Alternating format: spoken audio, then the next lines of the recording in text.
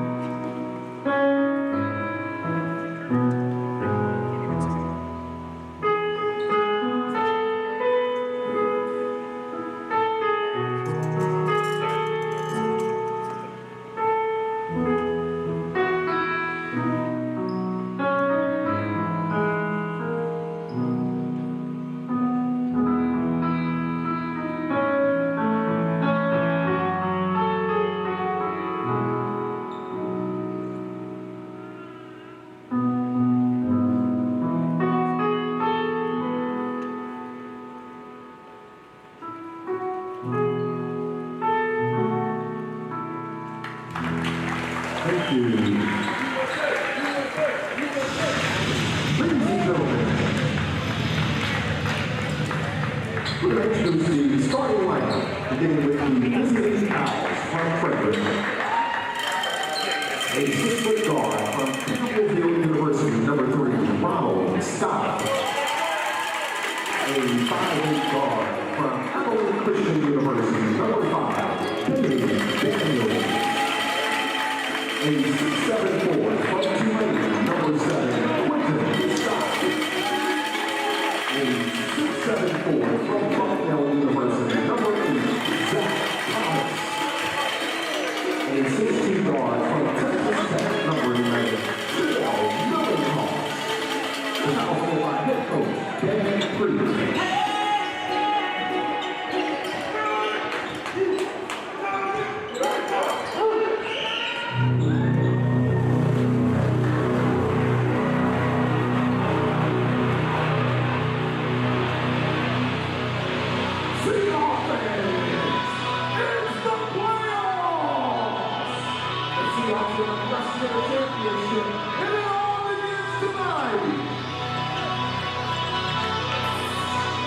Seahawks fans, are you ready? It's time to stand up and stomp your feet and make some noise with today's starting lineup for your Capital Seahawks. A 6'8" forward from Lynn University, number 0, Cameron a 6-foot guard from South Alabama University, number 1, Andre Fox. A 6'6" guard from Oakland College, number 3, Randall Palmer. The man in the middle, at 6'9", at center, from Villanova, number 5, Marcus Kennedy. Guard from Tulane University, number 8, Nasir Kaur. Dr. Cooper having left week. DJ Taylor and Chris Christensen. The Seahawks are led by head coach Jasper Williams and assisted by Brian Hardy. Ladies and gentlemen, may I have your attention? And we welcome you to 94x50, the semifinals inside Bowie State AC Jordan Arena. Rich Quinones, Jeff Goyne, kind enough to join me for tonight and tomorrow's semifinals and championship telecast. We'll get you set up to speed on what we believe how these games will transpire and unfold, but we want to throw it while we have a moment downstairs, and we'll introduce our sideline reporter, Addison Sonberg, for a moment. Addie?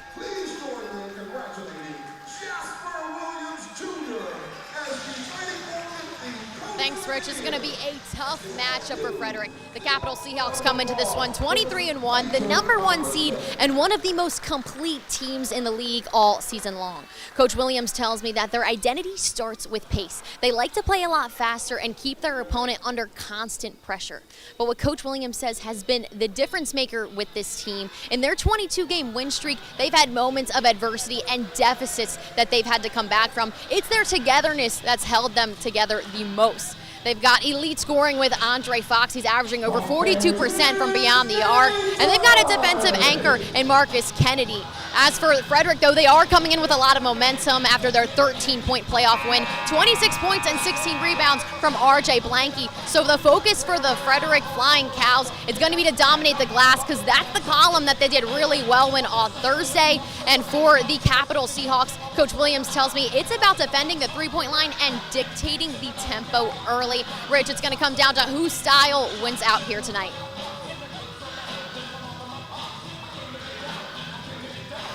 This with these two teams right now, as Addison kind of conveyed, it comes down to not turning the ball over, getting the boards, crashing the boards. I'm going to get your thoughts in a second. We'll set it for you. Gaines, Fox, Palmer, Kennedy, Core, Scott, Daniels, Scott, Thomas, and Millinghouse as well. Frederick, and those very sharp, we call them, what color do you guys typically call those cow uniforms? I call them kind of like an off teal, greenish kind of black. I'm pretty simple, Rich. I usually just say green. All right, there you go. I don't get too fancy. That's why he's not the best color commentator and analyst in the 94x50 league. As we get set, opening tip-off underway, back tap, and Capital has it. And we'll talk a lot about their backcourt moving right to left, opening stages of our first of two semifinals. They want to go right inside, and off the bat, boom, they get Palmer to start things off. Misses, and that's Gaines on the rebound. So this is something that Addison talked about, something you and I talked about. Frederick's going to have to do a better job, even early on, crashing the board, Jeff. Yeah, Frederick's going with the small ball lineup they went with on Thursday. And it worked on Thursday, but they did get out-rebounded. They really tried to use a lot of transition and quick go on offense when they could to get past Virginia Valley. They couldn't get that three, and it's Core coming back on the other end. And he'll go to line, Nasir Core. So if there are players in this league you kind of spotlight, he is what we like to call a high-volume scorer, and he always figures out a way to get to the line. And just like that, gets to the line early on, trying to build upon this very small 2-0 lead by Capital. He's 6'3", but he goes at 200 pounds. You can see he's just a very solidly built guy, and he can really use that to get in down low, draw that contact like he did there. Misses the first, 86% from the line, averaging a clip right around 21. Capital with that early lead. Moving right to left, and of course we always like to appreciate and thank our good friends at SFBN. We're also streaming live on WWON TV, channel 48 in New York. 3-0. Capital up. See if the Cows try to work it inside, and it's a nice look, and contested shot coming back the other way. Capital wants to get out, and they want to run, looking to build upon this early lead. Minute in. Stop and pop for three. Count it. It's Palmer. He's a dangerous shooter. Millinghouse walks it across that timeline, and he loses it. It's going to be an early turnover for Frederick.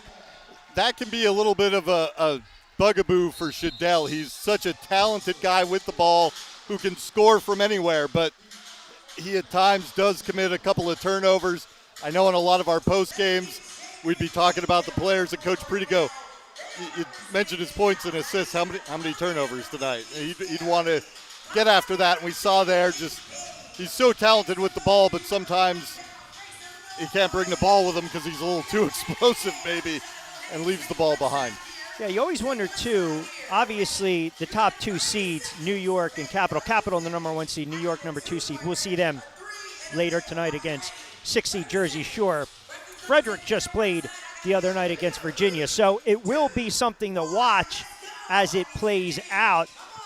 Not even rust factor, but maybe fatigue, right? Because, again, Cows had a large lead. I think it ballooned up to at least 16-18. Played with their foot a little bit, as Shadell told me. Damian Daniels told me. And then they were able to put away Virginia. So, I think the first 5 to 6 minutes of this first quarter will be telling if you're a Cows fan. That's for sure. And, on the flip side, it's been 8 days since Capital played, and a lot of their key guys didn't even play in that game. They hadn't played since May. So I was kind of wondering, you got fatigue on Frederick's side. Is there going to be rust on Capital's side? Unfortunately for Frederick, there has not been here in the first minute plus. 6 quick points, and Coach Preet wanted to stop things and talk about it, maybe slow some momentum. Capital up 6-0 early on. Only tagged with one loss during the regular season, and that was against New York. And then they were pretty ticked off and took it out on Reading, pumping in 153 to close things out. Regular season, as Jeff alluded to, coming in, long layoff, but this is a really well-coached team. Jasper Williams told me prior to. Look, they know that Frederick's got the bigs. They want to crash the board, but they want to figure out a way to shut down the guard play, and you'll see them a lot go to that 2-3, and they want to make it a physical game. Frederick has a lot of guards, and this combo that we started tonight, Ron Scott missed about the first 40% of the season with an injury. Damian Daniels was playing, I believe, down in Mexico. He didn't join us till that season was over. Shadell was a mid-season pickup. So you have a lot of guys for Frederick, like Zion Smith, Alani Moore, and I could keep going down the bench, who didn't start the season. So Frederick is deep at that guard spot, and we will see Coach Preet try to mix and match. And want to give a congratulations, Andre Fox. You saw him getting the 94/50 MVP award. And look, arguably the best player. I think it speaks for itself. 19 a clip, 42 from beyond the arc, 56 field goal percentage. And when you're with the top team and you win as much as they have and you put up those numbers, certainly deserving of the MVP. That's for sure. And, he's the lead player on the lead team in the league. He's always going to be a front runner, and it is well-deserved, like you said. And they try to go right inside to Kennedy. I'm not sure if Scott got tagged with that one. We'll get clarity. It'll be side out. Shot clock 14. Game clock sits, 10:39. Opening minutes of this semifinal affair thus far. Seahawks up 6-0. They try to pull Kennedy again, see who flashes right now. You got to keep an eye on Palmer. Kennedy likes to bang down there. A little floater, count that one. 8-0 Seahawks. Frederick tried to double there late, but it didn't get there in time. And a nice fadeaway jumper to kind of eliminate the advantage of the double team. Offensively, Daniels now with that two-man game in the give-off got picked up. See if they get Quentin Scott in early. Over to Millinghouse, they pull him out. Long three. Contested shot, nothing doing. Coming back the other way. So thus far, Cal's very cold. Core trying to create. Picked up the dribble. They'll swing it one more time. Kennedy, and they go right back down to that low block to Gaines. Get that 6'8 frame. Tried to go inside. Good job by the Cows. Convergence. Scott now wants to run. They have yet to put it in the ocean. This is what you need if you're a Cows fan. You want number 7 to try to go ISO 101 off the glass. Tough shot. Count that. So Q Scott, this is where they're going to live tonight. He's got a lot of stuff in his bag of tricks, so to speak. He can score inside out in the mid-range. He's got all sorts of pumps and other fakes to use too. Miss off court. Transition now. Daniels, they got numbers. Millinghouse. Count the bucket. That's when Frederick's at their best, when they can get out in transition and go quick. I talked a little bit about the guards before, and that's something they want to do with those guards is push when they can. And that's something that Capital head coach Jasper Williams wants to avoid. 3 in rhythm. That's off the mark. Yeah, Frederick might have got a little lucky there. You don't want to give Nasir Kaur that good of a look. Scott now trying to penetrate. Stolen away. Good anticipation by Fox with his head up. Euro step. Count that one. Gorgeous take.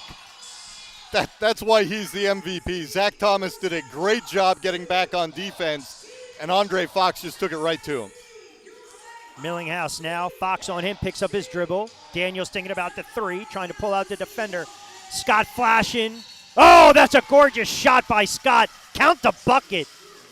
So 4 quickies for number 7. He goes to the line. Same spot he scored last time, a little bit different of a move. He managed to draw the contact there. He's also an excellent free throw shooter. Frederick does need to get some of their lead scorers going. We did see at the other end, though, if Capital can get one of their posts on him, they've gone to that guy, maybe trying to wear him down a little bit. And that's something that also bears worth watching. Scott looking to complete the three-point play. So nice little run here by the Cows. They were down early in this one. Little spurt to get them back in, trailing by 3, 10-7, 8:23 to go. Capital again. Those home whites moving right to left. Both teams shooting over 50% at the moment so far. Frederick, that bucket by Quentin Scott got them to 3 of 6. Kick out Fox. Palmer now. Tough shot contested. In and out. No one boxed out. That's the bugaboo. We've seen this all season long, especially against Capital. They're just so quick to the rim. Yeah, Andre Fox kind of comes out of nowhere and just tips it right in. Scott, tough move. Congestion. I think Kennedy might have gotten a paw on it. Little loose change down there. Might be a tie-up, and it's a jump ball. So the hustle was there. Give credit to Millinghouse. Yeah, that ball got loose, and Frederick did not give up on that one. We're going to get a jump ball here, and who is Shadell going up against? Oh, you have to sell it right now, do you not? It's like, okay, it was Q who tied him up, so. That's where you just kind of move out a little bit, and if the referee doesn't see it, you let number 7 get in there. we did have Damian Daniels have to take a jump ball mid-game last night, or Thursday night. Love talking to Daniels prior to these games. He's just a pro's pro, well-spoken, humble as they come. See? So they tried to get away with it. Yep, it was Shadell. You got to be quicker on the punch right there, Shadell. He should know that. A couple of veterans trying to sell that. Didn't quite do a good enough job. Got caught there at the last second. This is a good matchup there, too. Nasir Kaur and Shadell. They both have that one-on-one background. Chayor, they pushed him out. Little jailbreak opportunity coming back. Transitional bucket. And an easy lay, and Jasper Williams beside himself. Thought he was about to call a timeout. He's going to let play continue. 12-9.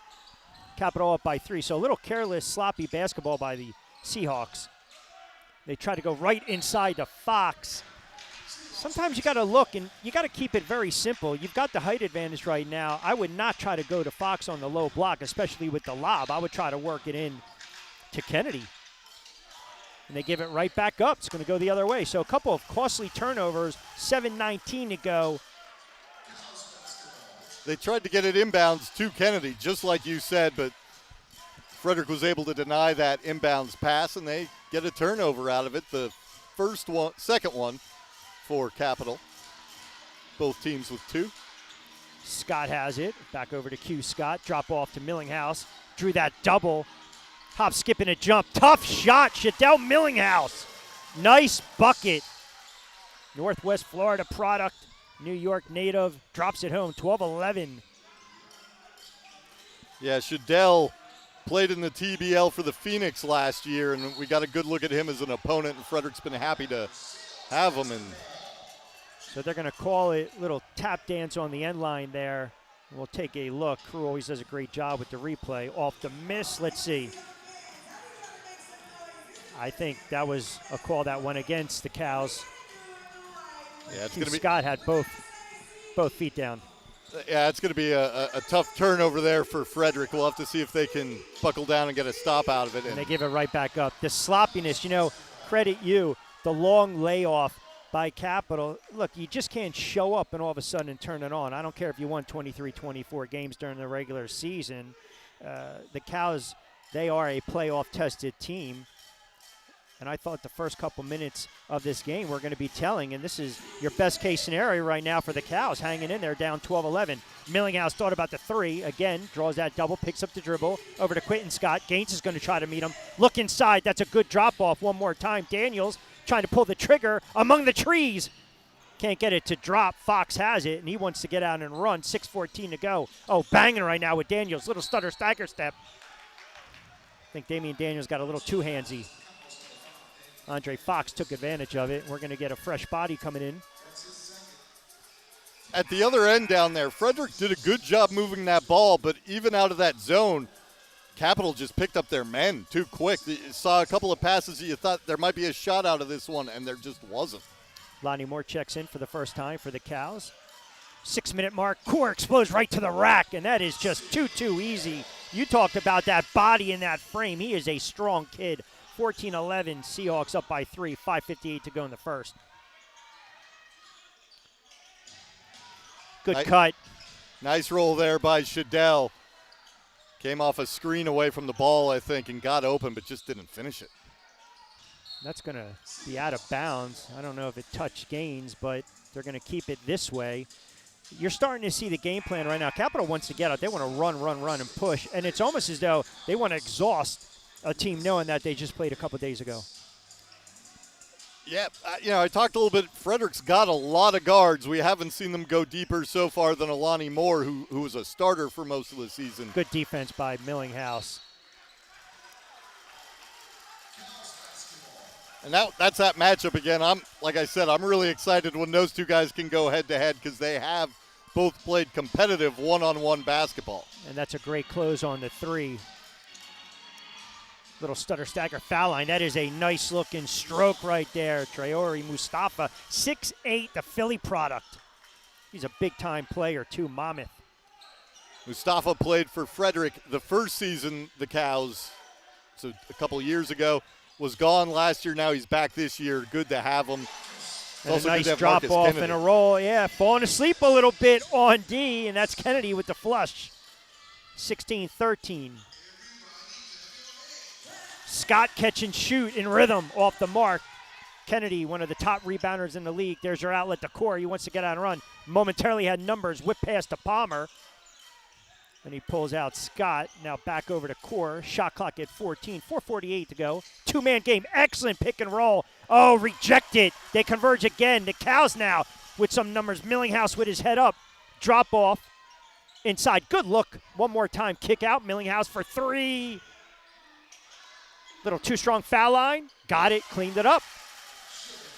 Frederick does a solid job of following their shots. They know they're smaller, so they do a pretty good job of trying to follow those.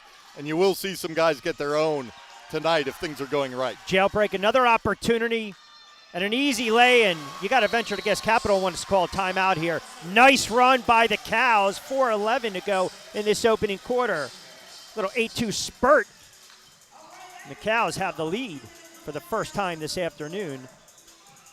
Capital started out 4 of 7 shooting, so they've made just 3 of their last 9. They've gone a little bit cold, and that's given Frederick that opportunity to get back in. But some of that's been because of Frederick.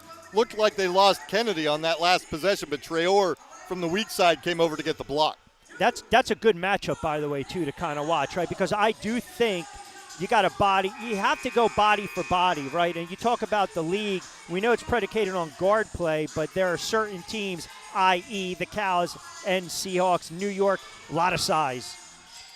Yeah, and Frederick's now gone to this small ball lineup. Early on, it looked like Capital was able to exploit it. They haven't quite been able to, but following Frederick all year, guys like Mekhi Grant played a lot early. We started the year with Javon Adams, who was the co-MVP last year.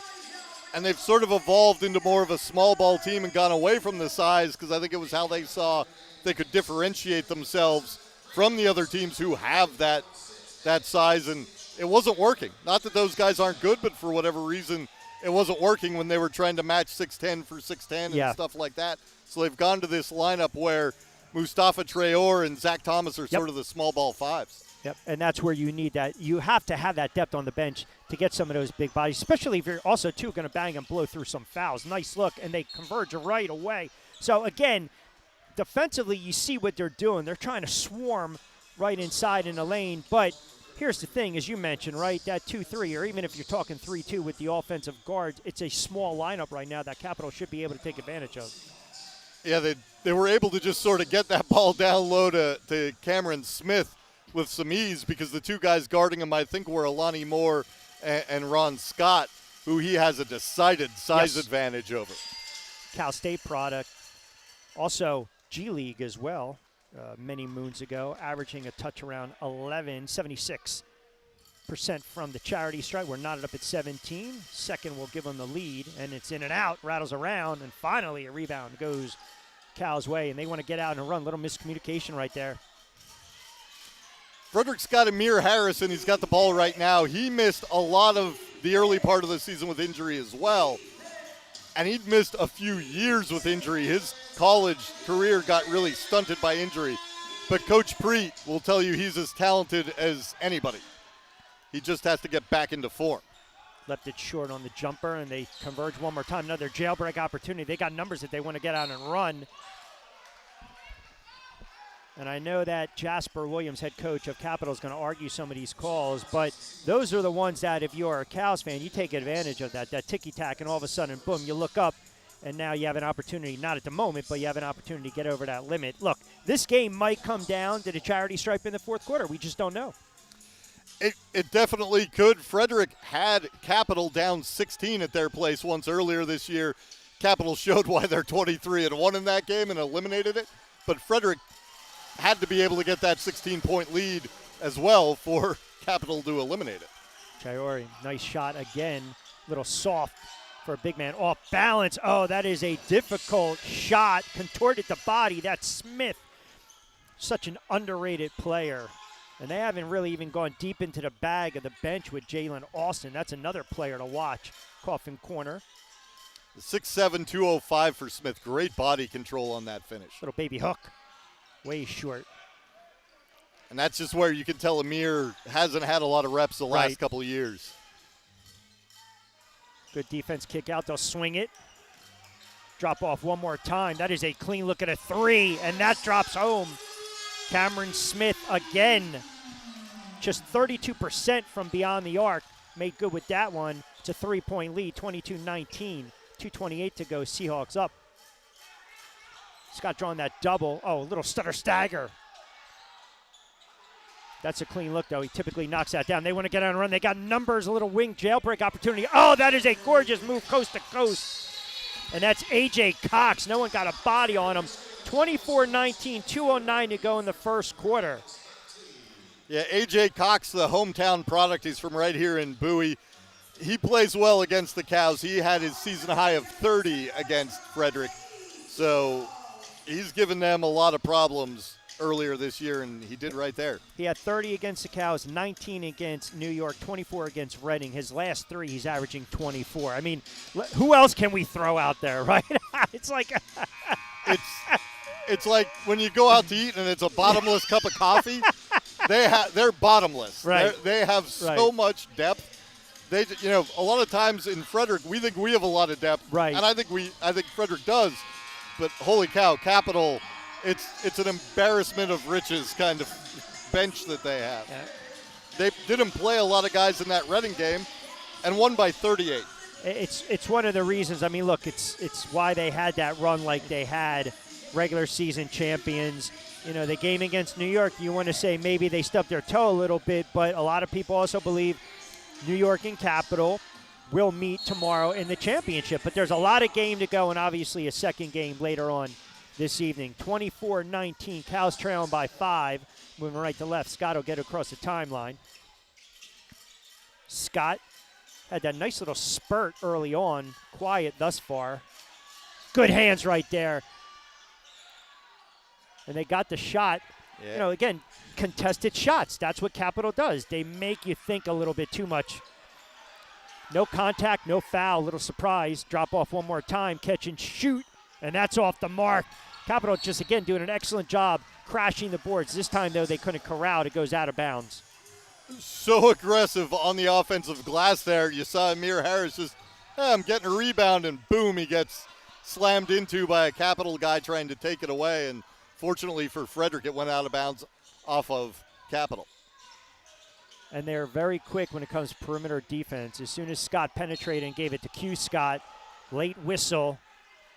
And it's something that Addison mentioned, too, during the pregame, right? This game might come also down to rebounding and the battle of the boards. And thus far, Capital's been crashing the glass and doing a good job.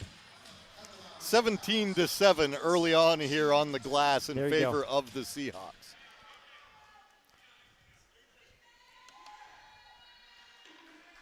First one is short.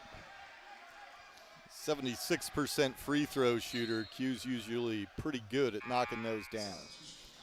Averaging a touch over 22 a clip this season. And Frederick is going to bring in DeAndre Johnson, so we do see the first of the true bigs for the Cows. And I say true bigs, but DeAndre can step out and shoot that three. He is a little bit of a stretch forward himself. 6'10" St. Thomas U.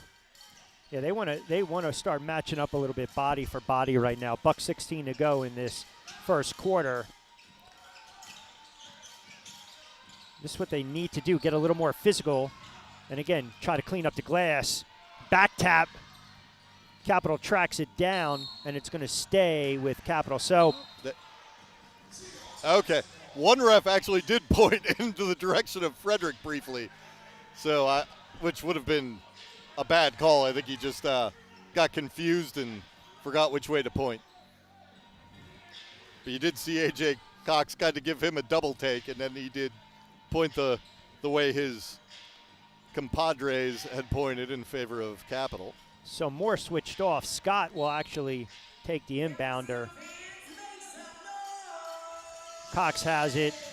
Under 57 seconds to go, 11 on the shot clock. They go right inside and banging, and an excellent job again defensively, but a little too much and some contact. And that's Austin, and I mentioned Jalen Austin, 6'4", phenomenal player, again, off the bench that can put it on the floor and go right to the bucket. He's a player that Coach Williams told me he's one of these guys, as soon as he comes off the bench, he's got the green light. Coach Williams was actually a guest. There's a podcast for the Flying Cows that Finn Haynes and Tim Abercrombie host, and they had Jasper on that, and he was on there, and he said, we have 11 starters. Yeah. So, yeah, we're talking about this depth. He feels like he can go to pretty much anybody, and there's no drop. He might be their best pure scorer aside from Core, as crazy as that sounds, and I'm sure Seahawks are going to be like, fans, what are you talking about, Rich? He's a very underrated player for his size, and he's got a really nice stroke and plays both ends of the floor, and that's something needed. 26-19, and it's a 9-point lead right now. So this is what we didn't want to see if you're a Cows fan, and just like that, Scott, transitional bucket. It gets Frederick back down to 7. That lead had jumped up to 9. Capital obviously pretty much holding it for the last shot here. First quarters are always interesting. Left hand. That is just a gorgeous take. I mean, you cannot defend that at all. A.J. Cox sliding in, and that is how the first quarter is going to end. Seahawks up 30-21 after 12 minutes of action. This is 94-50, the semifinal. Keep it locked in. SFBN, WWON, TV 48. Is your organization navigating growth, transition, or complexity? At Long Legacy Collective, LLC, we bring clarity, structure, and execution you can trust. Led by Sierra Long, MBA, we offer strategic consulting, fractional leadership, and expert support to move your most critical work forward. From public speaking engagements to impactful marketing strategies and even dynamic DJ and radio services, we empower organizations and communities to thrive. Long Legacy Collective, building legacies one clear step at a time. Visit www.longlegacycollective.com to learn more. This is not just cheese, or butter, or whipped cream, or even dairy-free shreds. It's every food's BFF. It's what takes mac and cheese over the top, makes a burger cha-ching, and your veggies sing. This is not just our portfolio. It's why we get out of bed. Comfort on a plate in every language. What smiles are made of. This is not just a logo. It's us showing up, bringing our A game, playing for fun, playing to win. This is not just an apron. This is us giving our all and then some for each other, our neighbors, our partners, our planet. This isn't just a dairy processing plant. This is where the magic happens, where nature becomes nurture, and we carefully tend to our resources. And we are not just a company. We are can-doers and pursuers of better, bringing delight to omnivores, flexitarians, and vegetarians everywhere. More than that, we are a promise, a way of life, family, home. Saputo. Together, we bring good to the table.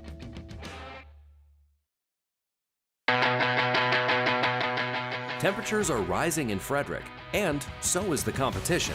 Spring is swarming season, and pests in our area are on the move. Protect home base with the local experts at American Pest. As the official pest control provider for the Keys and proud sponsor of the Cows, we're always here for your home team, indoors and out. American Pest. Pests are no match for us. Back inside AC Jordan Arena. This is 94 by 50, the first of two semifinal contests this afternoon, and certainly will bleed into this evening on the property, the historic venue of Bowie State, Bowie, Maryland. And Frederick with a little burst off that Scott dunk, but they gave it right back late. They trail 30-21, down 9. And Jeff, we talked a little bit about this during the break. You know, again, you look at the stats, sometimes they're a little skewed. They don't always typically tell the story. Both teams came out guns a-blazing, but that shooting percentage has certainly dipped. Yeah, there was a little bit of a lull for Capital, but they got back to 51%, and Frederick sort of sank down to 44. That's a good start. It is. Frederick went 0 for 5 from 3 in the first period, so good to see them get that perimeter offense going. And that was Ronald Scott, and then finally crashing the board defensively, and they want to get out and run to keep slicing it in this deficit. Swings it over Millinghouse. I'm a little surprised he didn't go right to the tin. Likes that spot right there, and they give it right back up. So unforced errors. Yeah, Frederick had just 2 turnovers in the first. They committed an early one there. It's kind of like what we saw in the first. Shadell gave one up early in the first, gives one up here early in the second. 6 turnovers for Capital, so that was kind of one of the ways Frederick was able to stay within arm's reach. They go right back down on that low block. Austin, good backdoor cut. A little sloppy on the pass, though. Frederick taking advantage of it. Scott picks up that dribble and drop it off. Count that one. So the 3's starting to find a home right now for the Cows. Zach Thomas, 40% from beyond the arc. That is a big bucket. Sliced that 9-point deficit, trailed by 3, 30-27. And again, defensively, excellent job. A little careless on the pass by Capital, but it's all about adjustment. So obviously something was said. Do not allow them to get any sliver of daylight penetrating and trying to go inside. Frederick's been real active in those passing lanes. Almost another steal there. DeAndre Johnson just couldn't quite save it before it went out of bounds, hit it off the scorer's table. But yeah, Frederick has been very active in those passing lanes. Here's a size mismatch. Yeah, they want that matchup all day long. Oh, rejected. Weak side, excellent help. So, you mentioned Johnson, right, in that length. Very interesting to see. You can be down, and all of a sudden you get a dunk, you get a bucket, you get a 3, and a little momentum. Nice little baby hook coming in the lane. Yeah, Cam Smith jump stopped, and I think he was surprised how open he got with that little jump stop, but he really shook everybody with that one. Can't teach height. Millinghouse can't corral it. Gets it right back. They'll pick it up one more time. Shadell drawing the assignment. Alston, and now they're really starting to bang. Didn't get it clean over to Scott. Has to kind of just force up a little, kind of an old school Euro shot. And I don't know that's the offensive possession you want right there. Is Capital going to make them pay with a 3? They cannot, and banging the boards once again. And an easy, it was a bunny that was missed. Very uncharacteristic. I think right now Capital, they have their moments where it's just sloppy basketball. Nice take. It's going to be a goaltend. Got to count that bucket. Ron Scott, very dangerous if he can get going downhill towards the rim. Frederick, their guards are a little bit smaller than Capital's, but Frederick's guys can get into the paint with just about anybody, and we saw Ron Scott do it right there. Daniel Scott definitely facilitate. They can break down defenders. So no goaltend, I don't think they're going to call I'm a little surprised they didn't. Or is it both? Forgetting what the score was before he took that. Waiting to see if they're going to the line or not. So they're going to call it active shooting, and Scott's going to go to the line, 78%. He's in his second year with Frederick. Came over from Reading. He and Javon Adams came over last year. Ron Scott missed a lot of the early portion of the season with injuries, but he was a big pickup when he could return. 18 in that win against Virginia Valley. Efficient, 7 of 14, averaging 22. League leaders as well. Top 5. Nice tip. Millinghouse got a paw on it. Tough rebound. Count that one. That is just chances. Yeah, that is just you can't I mean, it's just hard to defend sometimes, the height. They have 9 offensive rebounds for Capital, and Frederick has 9 total rebounds. Well, you notice they're going a lot bigger right now with Agwable's number 34. That's why he's on the floor, and it's going to go the other way. A lot of pressure there as Frederick brought the ball up, and it worked for Capital. Smith took the charge, but you see the hound right there. They're hounding. I think what they want to do, and you know, the one beauty about Coach Jasper Williams, he'll peel the curtain, but he's not peeling it all the way. When you talk about the game planning, they know they need to take the Cows guards out of the equation right here, and they got to rely as well on their depth. And Mo Creek checks in, one of the best three-point shooters in the league. I mean, Mo Creek, you talk about having guys that can just come off the bench and start in the league. He can easily average 18 if he was a full-time starter, number 21. Yeah, he played his college ball at Indiana and George Washington and has played all over Europe, and this is the first look we've seen of him today. A very good player. I always joke every time I see him, I say, you're getting up there, and he's like, I'm going to keep going, I'm going to keep going, I'm going to keep going until the legs tell me I can't. And he's a very good spot-up shooter, and they cannot give him these clean looks. I mean, defensively, if you're the Cows, you got to be very wary of that. They've got 3 three-point shooters on the floor right now. Millinghouse anticipated that inbound pass, did an excellent job, 10 on the shot clock. 34-29, Seahawks up, 8:52 to go in this second.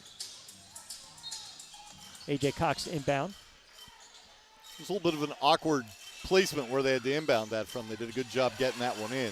And they converge one more time. And here comes Daniels like a blur right down the Boulevard 95. And Millinghouse trailed on the play and cleaned it up. Daniels, one of the fastest guys around. And I mentioned it earlier, Frederick will try to follow the shots, and you saw Millinghouse trailing. And again, they converge. Little stutter stagger step. Good look. Scott floating in a rim. Bangs it home. And another run by the Cows. Trailed by as many as 9. And it's 34-33. Capital wants to talk about it. 8:08 to go in this second quarter. Your best case scenario, if you are a Cows fan, you are hanging around in this one. Yeah, I've mentioned before, Frederick, they want to get out in transition. That's kind of when they're at their best. And when you look at this lineup that Capitals put out there, able to sort of swarm them with size. If they can get out and run, you negate that size advantage a little bit, and that's powered this run. And the other thing, too, is kind of piggyback and highlight your one point when you talked about the guard play of the Cows, because they are, and I say it with respect, smaller guards. They can kind of filter in and out of the lane and in traffic, and if anything, you draw some contact, you're going to get the call. So that benefits Frederick. And I think if you're Capital right now, you need to just kind of settle things down. I feel as though maybe there is an element of the rust, or just almost assuming we're going to be there tomorrow.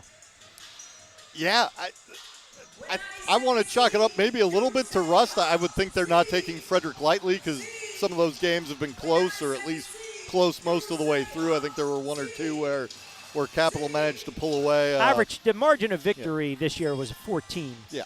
Capital against Frederick. But to your point, I mean, there were a couple 129, 123, 132, 114, 116, 97. And some of those were a little bit of pull away late. Yeah. Like I said, Frederick had that big lead in one of those and gave it up.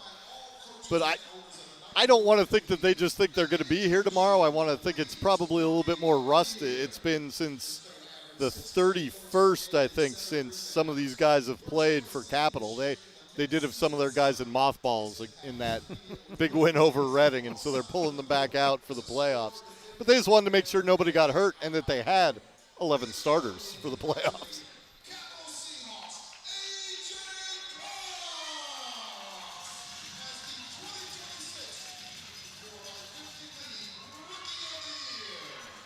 So another accolade for Capital. A.J. Cox, Rookie of the Year, put up phenomenal numbers At 16 points a game, he shot 50% if you round it off from the field. Averaged almost 7 rebounds as a guard. And averaging 24, as we talked about, his last 3 games. So thus far, if it's award season right now, Capital racking up 34-33, 8:08 to go in the second quarter. This is the first of 2 semifinals. To the victor go the spoils. Yes. So they've got the MVP and the Rookie of the Year. Shouldn't be a surprise. They finished 3 games ahead of New York, who only lost 4 games all That's year. right. Shadell Great jumps anticipation by Shadell Millinghouse. Oh, nice move. So this is what we talk about now, right? Taking advantage of the sloppy play, and defensively you're starting to see the Cows start to ratchet up. I think a little more face guard, a little more pressure, playing with a little more urgency. Nice look, a whip pass inside, and that doesn't drop. Poor job boxing out. Fox made him pay using that 6'4" frame. Back up top. Frederick had just taken their first lead, wanted to see how Capital might respond. You know, Mike Tyson, you don't know how somebody's going to react till they get punched in the face. That's right, that's right. Right down on the low block. I mean, so handsy. That's a jump ball. Excellent job by Creek. Snuck in there. And one of the few times where Frederick actually had a size advantage, offense versus defense, and couldn't take advantage of it. Good job by Capital. They got 2 guys in there to swarm and tie up Zach Thomas, so it'll be he and Creek jumping it up. See if Thomas tries to back tap it to Millinghouse and/or Daniels. And he does, but it goes the other way. Capital has it. Almost got caught up. They give it right back. And oh, by the way, Core back on the floor. Poor job again, boxing out, and that's Fox. One more time. Is that 3 second chance buckets, I think, now for Fox, who 6'4" shooting guard, maybe not the first guy you'd think of, but just great anticipation and knowing where that shot's probably going to miss. A little too much. I think Thomas might have gotten away with a push-off. They're going to tag him with it. Zach Thomas, the former Patriot League Player of the Year. He's played all over Europe, played in the NBA Summer League a couple of times. That's an easy call to make. He's been in and out of Frederick's lineup all year with some injuries, but good to see him healthy for the playoffs. He played a big role. Thursday night is that small ball 5. Core. Swing it. A little bit of a mismatch here maybe on the perimeter. Johnson against Core. Oh, nice look. I mean, he drew triple coverage on that one. Millinghouse picks up the dribble. There's your trailer. Spin move in a dandy. Tough shot. Count the bucket. Acrobatic shot. Coming back the other way. And they needed that one desperately. That's Johnson using all of his 6'10", 215 frame right back inside. Capital goes underneath, duck under, a little Kevin McCallish. And that's Kennedy. Yeah, pretty move by Kennedy there. Got guys up in the air and just ducked right under. That's an old school northwest, northeast Philly Villanova move. Got right under. And Thomas retrieves it and off the glass. So starting to pick up a little bit with the bigs getting into the action. Yeah, and you saw Frederick still, again, trying to go fast. Can we get Zach Thomas somewhere, and his man hasn't picked him up yet? And that's exactly what they did. How frustrating does it have to be to try to body up and guard Andre Fox when he puts the ball on the floor? I mean, it's just a matchup nightmare. Their guards are strong. They are. They're 6'4", and they're built. Nobody is skinny. And their bigs as well are all big guys. They don't really have a lot of guys that are lanky on their roster. They're all big, strong guys, and they're going to try to wear you down with it. And the South Alabama product really misses from the line, right around 83%. A little too much on that one off the rim. 40-39. Lead still sits at 1. 5:40 to go in the second quarter. Capital, the top seed, they got to bye along with New York. They'll take on Jersey Shore later tonight. And second is true for a 2-point lead, 41-39. Daniels and Scott in the backcourt right now for the Cows.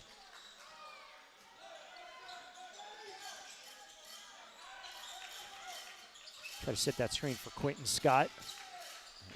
Good job there. Traore couldn't even roll off of it. Got cut off immediately. Millinghouse thought about it, stepped back, off balance, shot. Tough shot, contested shot. And here comes Fox like a blur again. Drop off Creek, try to put it behind the back. They go right back inside one more time to Kennedy with Q Scott on him. Kennedy wants the better of Scott and gets him and takes him off the glass. Just so tough. It did a great job as he got across the lane to create that space to get the shot off. Millinghouse got caught up over to Daniels. Little spin move off balance. Kennedy, one of the best rebounders, pulls it down in transition. Coffin corner three, in and out. Frederick comes back the other way. Daniels wants to slow it down over to Q Scott. Quentin Scott again with the spin move. That is another difficult shot, and in the hands of Capital. 2-on-1 opportunity. No one got back, and an easy glide in. And the Cows want to talk about it. Lapsed defensively in transition. 45-39, the lead back up to 6 for the Seahawks with 4:20 to go in the second. Yeah, that was a breakdown defensively there. Quentin Scott got back. Obviously, he's got to pick up ball. And Fox came flying down, and you saw 2 or 3 Cows trailing that play. Nobody decided to run the 40 with him. And he just came right down end to end and took that pass for an easy 2. Coach Preet, he's going to call a timeout after that, no matter who they're playing, no matter what the score is. Coach Preet is not going to like that.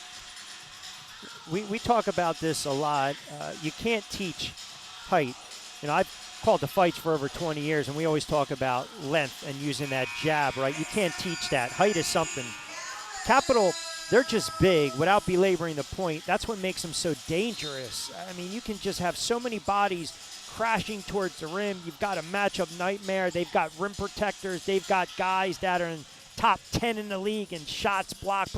So you just got to figure out a way, especially if you're the guard, to be very judicious with the basketball. But I think they need to figure out a way to start pulling out some of these perimeter defenders and then putting the ball on the floor and trying to go to the bucket and then kick it out if it's there. That's the only, to me, that's kind of the path to victory. Easier said than. Yeah, Frederick is usually pretty good at doing that. Yeah, and yeah. It's just a compliment to Capital. They've sort of disrupted Frederick's ability to play out on the perimeter at all. They've done it to every team this season. Another jailbreak opportunity. Look out. Oh, I don't know. He lost the ball there. Yeah. Maybe twisted his ankle. He's I don't. slow That's coming back. not good. That's something to monitor. That's Fox. I thought he was going to dunk it, and he's late. Millinghouse takes advantage of it, and you see Fox laboring a little bit, kind of shaking his head, and that's something that is definitely worth monitoring right now. 45-42. Cows trail by 3. Core walks it up the floor. We'll see how he responds this next possession. Another opportunity, and off the glass and contact. Kennedy will go to the line. Yeah, he managed to sort of outmuscle Traore on that entry pass, if that's what you want to call it. He was pretty far from the post. Traore was able to recover, but had no choice but to foul to prevent that easy bucket. Good job there by Kennedy. I believe that's their 4th team foul.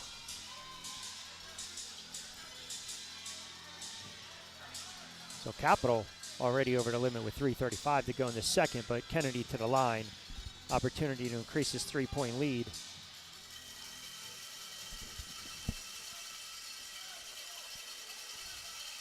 First is good. Now, Andre Fox already in double figures with 11 points and 7 rebounds. Kennedy, if he knocks this down, he'll give the Seahawks a second player with 10 already. Certainly a double-double machine. I mean, he can average 15, 10 rebounds, one of the best rebounders in 94/50. And the second free throw is indeed good. And Frederick has 15 from Millinghouse here early. I'm sure they'd love to get number 7 involved a little more, too. Daniels thinking about it. That's the matchup he's got to take advantage of with Creek. Millinghouse, got it! Oh, he must have heard you waxing poetic about him. That's a big 3 right there. He's 8 out of 12 now from the field. He's got 2 of the 4 threes that the Cows have made. Drop off, clean look, Creek. In and out. Well, that's a good response right there. If you're talking about the physicality and you're a Capital fan, waiting to see how Fox would react, there you have it. Got the rebound underneath with the left hand, bulldozed through, back up to 4. Daniels now swings it over to the hot hand, Millinghouse with Fox on him. Thought about it. Fox doing a great job just staying in Millinghouse's back pocket. How about that matchup? Stolen away, and Capitals got some numbers. And Palmer glides in. Daniels was not going to pick up the ticky-tack foul. And we haven't talked a lot about Palmer tonight. No. But he averages 14 a game for the Seahawks. It speaks to their depth. A little loose change, and that's off the left hand of Fox, and it'll stay with Frederick. Yeah, and to your point, you're right. I mean, Palmer is a great scorer, averaging right around 14, plays at both ends of the floor. A feisty, fiery player, and we really haven't called his number a lot. They've just been getting the contributions across the board. We haven't seen a ton of Nasir Kaur since early either. Nope. Millinghouse, tough coffin corner 3. Kaur wants to slow things down. Up 6, 51-45, under 2 to play in this second quarter, first of 2 semifinals. Kaur banging, drop off, catch and shoot off the mark. Creek, usually that's his spot. Tipped around, and Fox can't corral it.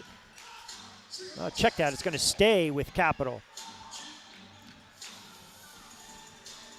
The turnovers have evened out a little bit. It's 10 for Capital and 7 for Frederick. But if you look at the points off turnovers, Frederick has 17. And we've talked about that transition game. Frederick That's a difference likes of the to game. play. Yeah. That is a key stat. Oh, Nasir Kaur behind the back with Scott underneath Kaur. Oh, you gotta be kidding me, Nasir Kaur. He's so dangerous with the ball, and you see it right there. He probably made like 3 little moves, and they all work to perfection, and he ends up wide open for a little bit of an easy reverse layup. Such a dangerous score. Nice ball fake and a strong take, but the bunny was missed. That's an opportunity to chip away at this deficit. It sits at 8, $1:12 to go. Traor's got a couple of shots he'd like back, I think, in the last minute or two. That one, and he missed an open jumper from the free throw line.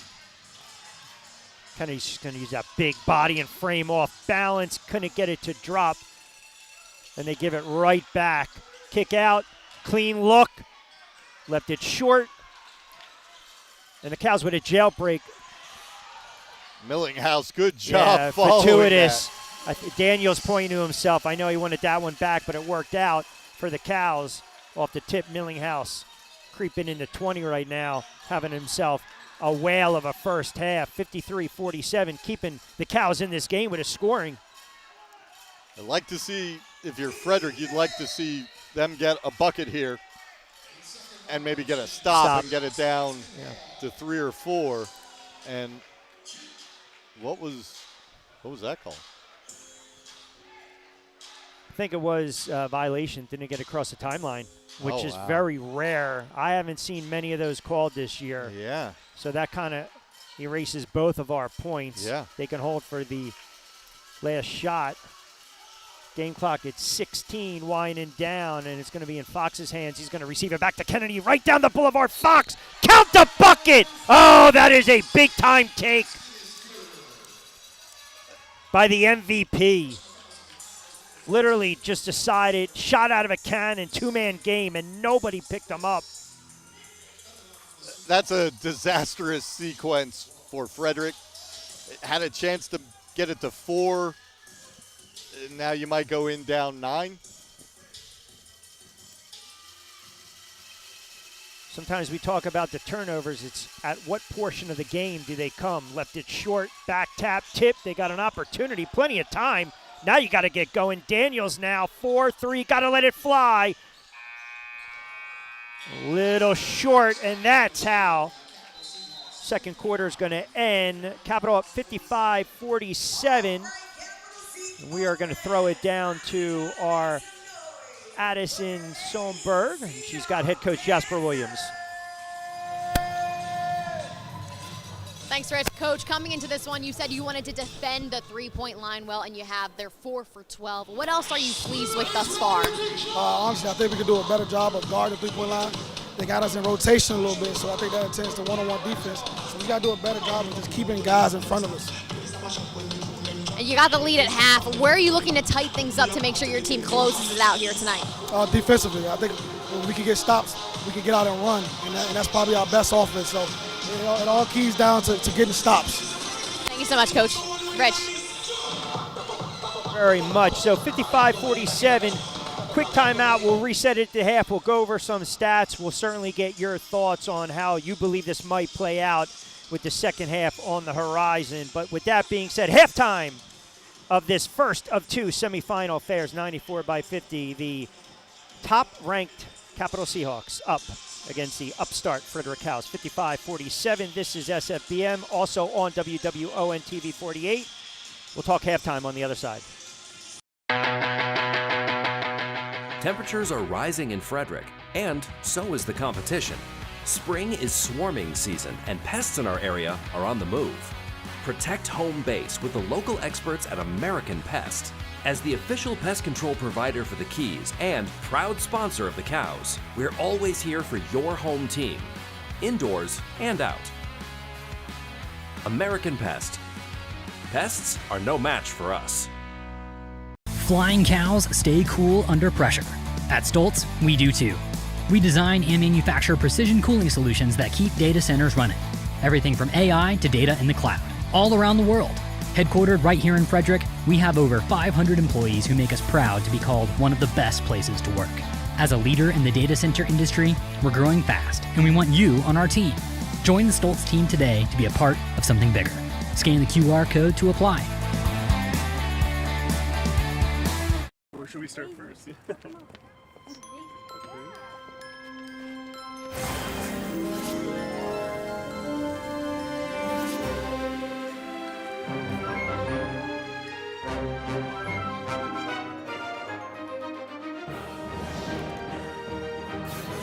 Summon the power.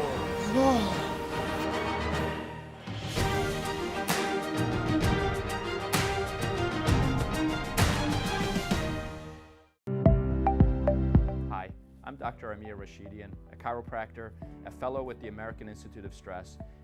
With not just one, but 2 convenient locations and a team of highly specialized doctors, our team at Mid-Atlantic Chiropractic Centers is equipped with the knowledge and expertise to address a wide range of conditions, whether it's chronic back pain, neck pain, headaches, or stress-related ailments. Mid-Atlantic Chiropractic Centers, where compassion meets expertise and your well-being comes first. Call us today and start your journey to a pain-free, stress-free life. Let's face it, highways are boring. Leave the traffic behind and go for a drive on Maryland's scenic byways in Frederick County. They'll take you where you want to go and make the journey just as memorable. Every turn invites you to slow down and discover something new. From captivating history to irresistible flavors to vibrant downtowns. Plan your trip today and take the road that tells a story.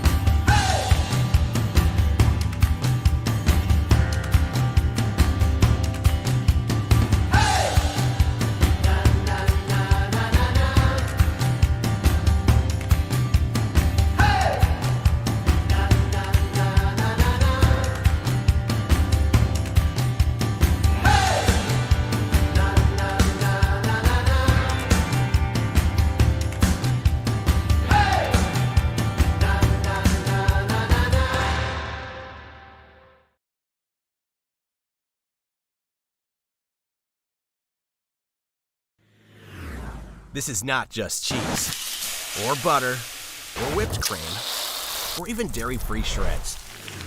It's every food's BFF. It's what takes mac and cheese over the top, makes a burger cha-ching, and your veggies sing. This is not just our portfolio. It's why we get out of bed. Comfort on a plate in every language. What smiles are made of. This is not just a logo. It's us showing up, bringing our A game, playing for fun, playing to win. This is not just an apron. This is us giving our all and then some for each other, our neighbors, our partners, our planet. This isn't just a dairy processing plant. This is where the magic happens, where nature becomes nurture, and we carefully tend to our resources. And we are not just a company. We are can-doers and pursuers of better, bringing delight to omnivores, flexitarians, and vegetarians everywhere. More than that, we are a promise, a way of life, family, home. Saputo. Together, we bring good to the table.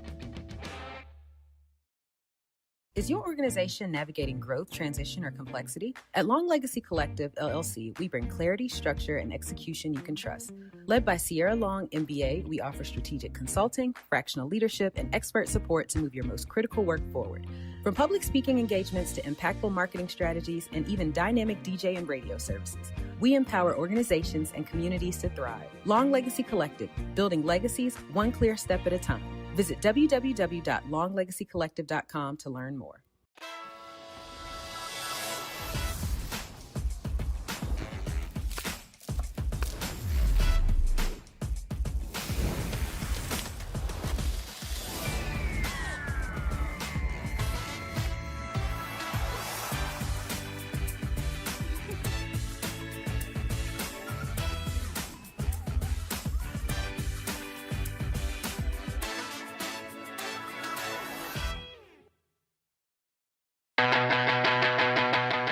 Temperatures are rising in Frederick, and so is the competition. Spring is swarming season, and pests in our area are on the move. Protect home base with the local experts at American Pest. As the official pest control provider for the Keys and proud sponsor of the Cows, we're always here for your home team, indoors and out. American Pest. Pests are no match for us. Flying cows stay cool under pressure. At Stoltz, we do too. We design and manufacture precision cooling solutions that keep data centers running. Everything from AI to data in the cloud, all around the world. Headquartered right here in Frederick, we have over 500 employees who make us proud to be called one of the best places to work. As a leader in the data center industry, we're growing fast, and we want you on our team. Join the Stoltz team today to be a part of something bigger. Scan the QR code to apply. Or should we start first?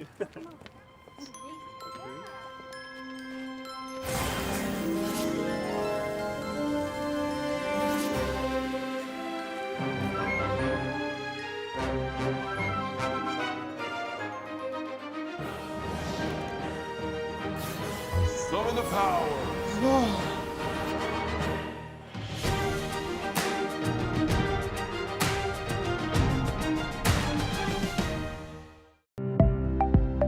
Hi, I'm Dr. Amir Rashidian, a chiropractor, a fellow with the American Institute of Stress, with not just one, but 2 convenient locations and a team of highly specialized doctors. Our team at Mid-Atlantic Chiropractic Centers is equipped with the knowledge and expertise to address a wide range of conditions, whether it's chronic back pain, neck pain, headaches, or stress-related ailments. Mid-Atlantic Chiropractic Centers, where compassion meets expertise and your well-being comes first. Call us today and start your journey to a pain-free, stress-free life. Let's face it, highways are boring. Leave the traffic behind and go for a drive on Maryland's scenic byways in Frederick County. They'll take you where you want to go and make the journey just as memorable. Every turn invites you to slow down and discover something new. From captivating history to irresistible flavors to vibrant downtowns. Plan your trip today and take the road that tells a story.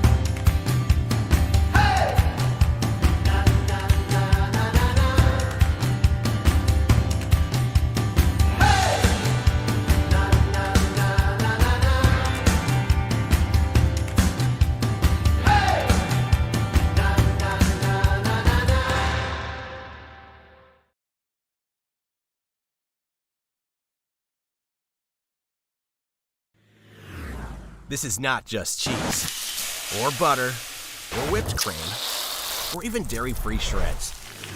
It's every food's BFF. It's what takes mac and cheese over the top, makes a burger cha-ching, and your veggies sing. This is not just our portfolio. It's why we get out of bed. Comfort on a plate in every language. What smiles are made of. This is not just a logo. It's us showing up, bringing our A game, playing for fun, playing to win. This is not just an apron. This is us giving our all and then some for each other, our neighbors, our partners, our planet. This isn't just a dairy processing plant. This is where the magic happens, where nature becomes nurture, and we carefully tend to our resources. And we are not just a company. We are can-doers and pursuers of better, bringing delight to omnivores, flexitarians, and vegetarians everywhere. More than that, we are a promise, a way of life, family, home. Saputo. Together, we bring good to the table. Is your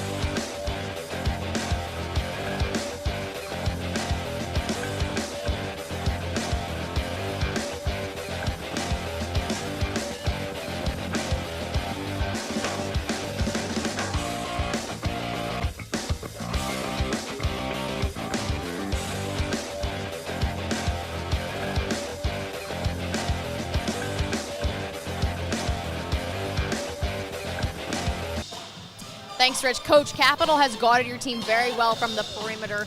What do you need to see offensively to spark this offense? I think just a little bit more ball movement. It seems like we're dribbling against their set defense a little too much, and so, we talked about getting some better ball movement, more cuts to try to alleviate some of that.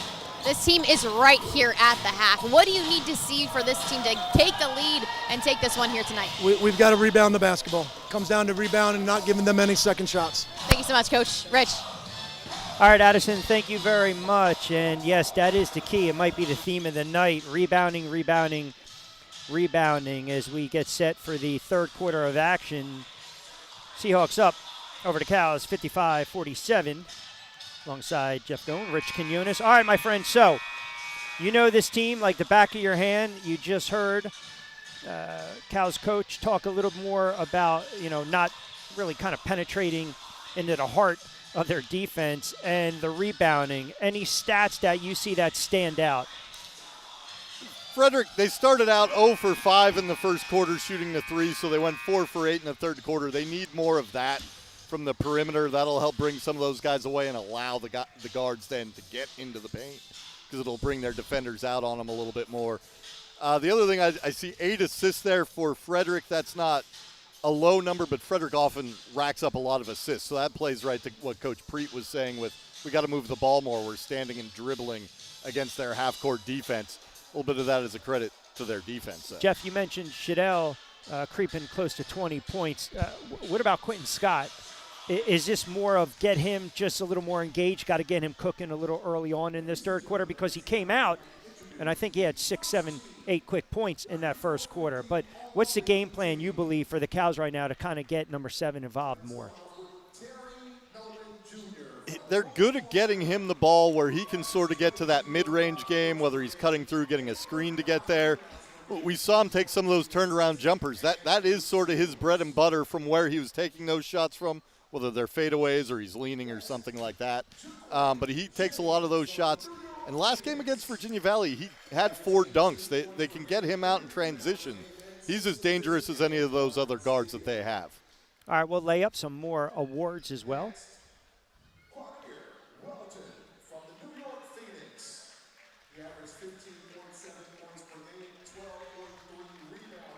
And 3 assists and 1 steal.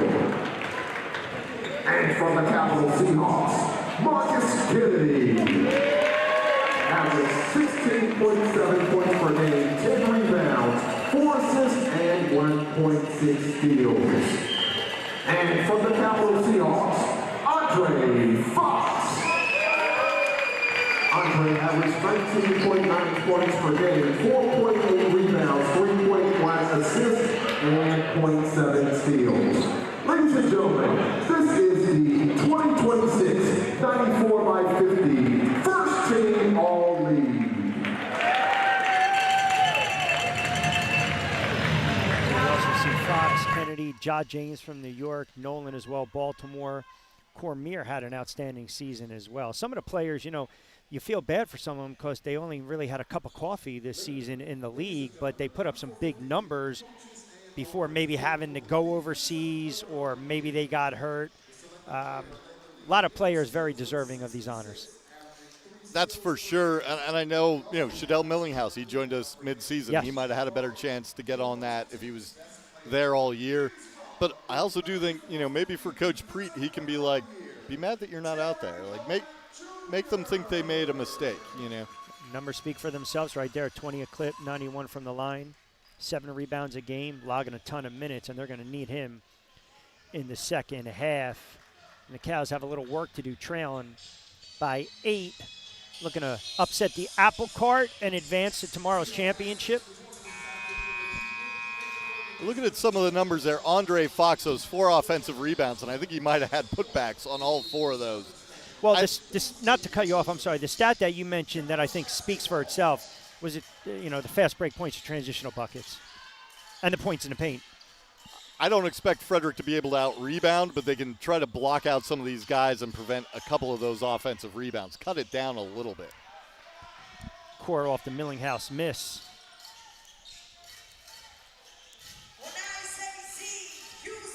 And I've mentioned it a couple of times, but I get excited when I see this matchup because I know how good both of those guys are one-on-one. And there you go. Millinghouse with a steal to start things off. Over to Daniels. Receives it back to Millinghouse using that frame and body off the glass. Good bucket to start things off by the Cows.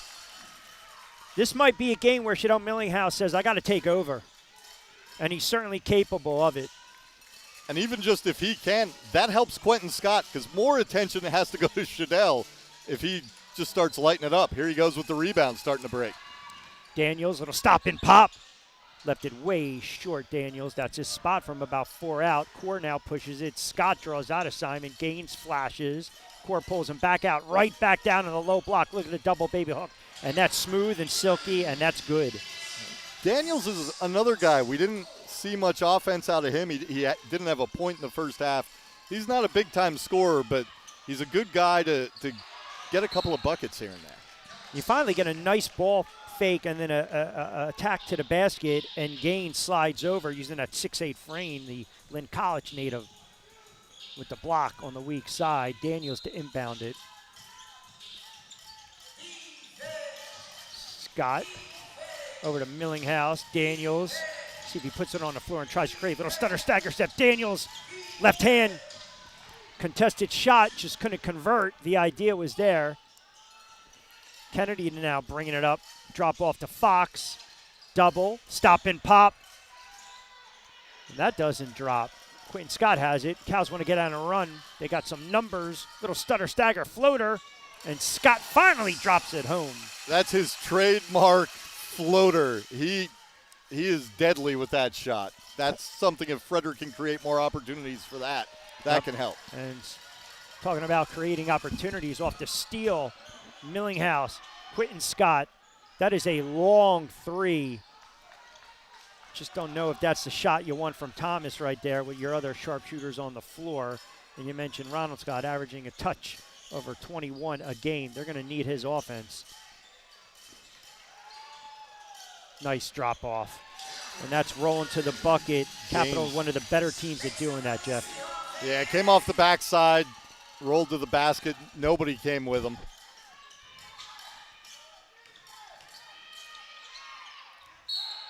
Quentin Scott drew the contact. That's going to get Gaines. I believe that's his second, but we'll check.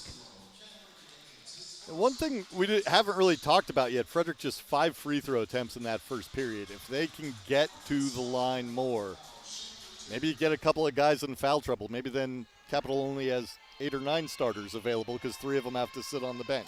I also think, too, when your shot's not falling, put the ball on the floor and try to get to the basket. And Q likes to draw that contact, and we did see him settle for fadeaways a couple of times in the first half. There he sort of more reasserted what we saw when he scored those quick buckets to start the game. You saw the graphic flash up, 22 a contest. Arguably and easily could have been also first team 94 by 50 as well this year. Certainly worthy of it. Core picked up the dribble. It's got to go offense. I think that's going to go on Kennedy, and it is. So another opportunity in possession for the Cows to slice into a 6-point deficit early on in the third. 59-53. Seahawks up by 6. Scott pulling the trigger. Got it! He's not a prolific three-point shooter, but he can pick his spots and knock one down. So just like that, it's a 3-point deficit. Oh, Nasir Court breaking ankle, stopping and popping, in and out. And an offensive foul. Oh, my goodness. Is that Kennedy's? Wow. That is Kennedy. And that's what, block out a little bit more, and you can get some of those calls because they're going to come over the back trying to get the rebounds because you're smaller. They'll swing it one more time. Millinghouse, clean look. Got it, Chanel Millinghouse. We are knotted up at 59 apiece. Nice little run and spurt by the Cows in this third quarter. And Jasper Williams wants to talk about it. And Millinghouse is fired up, and so are the Cows. Millinghouse has enough swagger for an entire team, and he's not going to back down from a challenge. He's a New York guy. I mean, listen, what can we say? There's a lot of swagger there. Nice run, 59-59. 8:29 to go in the third. This is 94 by 50.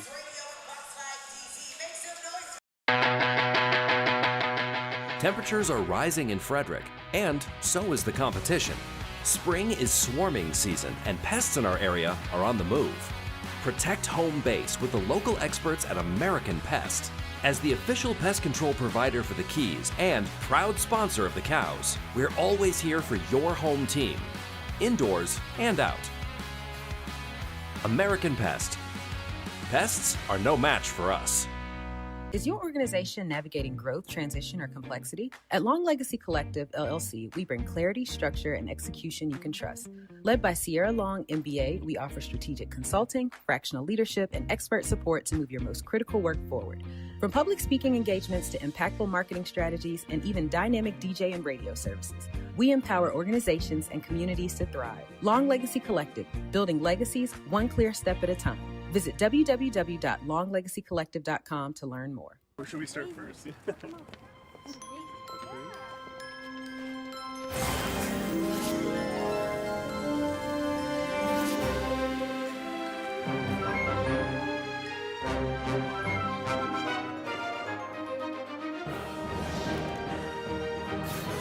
Summon the power.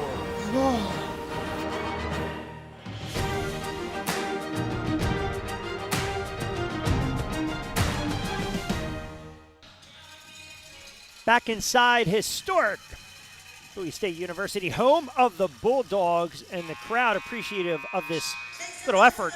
Quick spurt by the Frederick Flying Cows. We are knotted up at 59 apiece. I'm thinking of our league 94 by 50, 59-59. We got to 90 that fast. I must have blinked and missed something. We don't know. Sometimes teams do go on a run. But the bottom line is this. Frederick, again, weathering these punches, these body shots, as you alluded to, the Tyson-esque body shots, and then getting off the canvas. And you're starting to see defensively, they're starting to clog up the lane, trying to disrupt the rhythm. And also Capital frustrated because you saw back-to-back positions where they had back-to-back offensive fouls. And we have another whistle here, so it is getting a little physical outside of the shooting, although I'm not quite sure what they called there. Maybe it wasn't a foul. Maybe there was a clock mishap. And if you're a fan of the Capital Seahawks, you're waiting for number 8 to start to get in his groove and talk about the physicality. And again, no box out off the Kennedy miss. That's Gaines with the easy tap in. 6'8" small forward. Right, that's crazy. Seahawks regain the lead. 61-59, 3 off the mark. They want to get out and they're going to run. Yeah, I don't mind Zach shooting threes, but he had the guy closing out on him there. Maybe not the best choice. It was a good closeout. He was open when he caught it. And that's a great entry pass, by the way.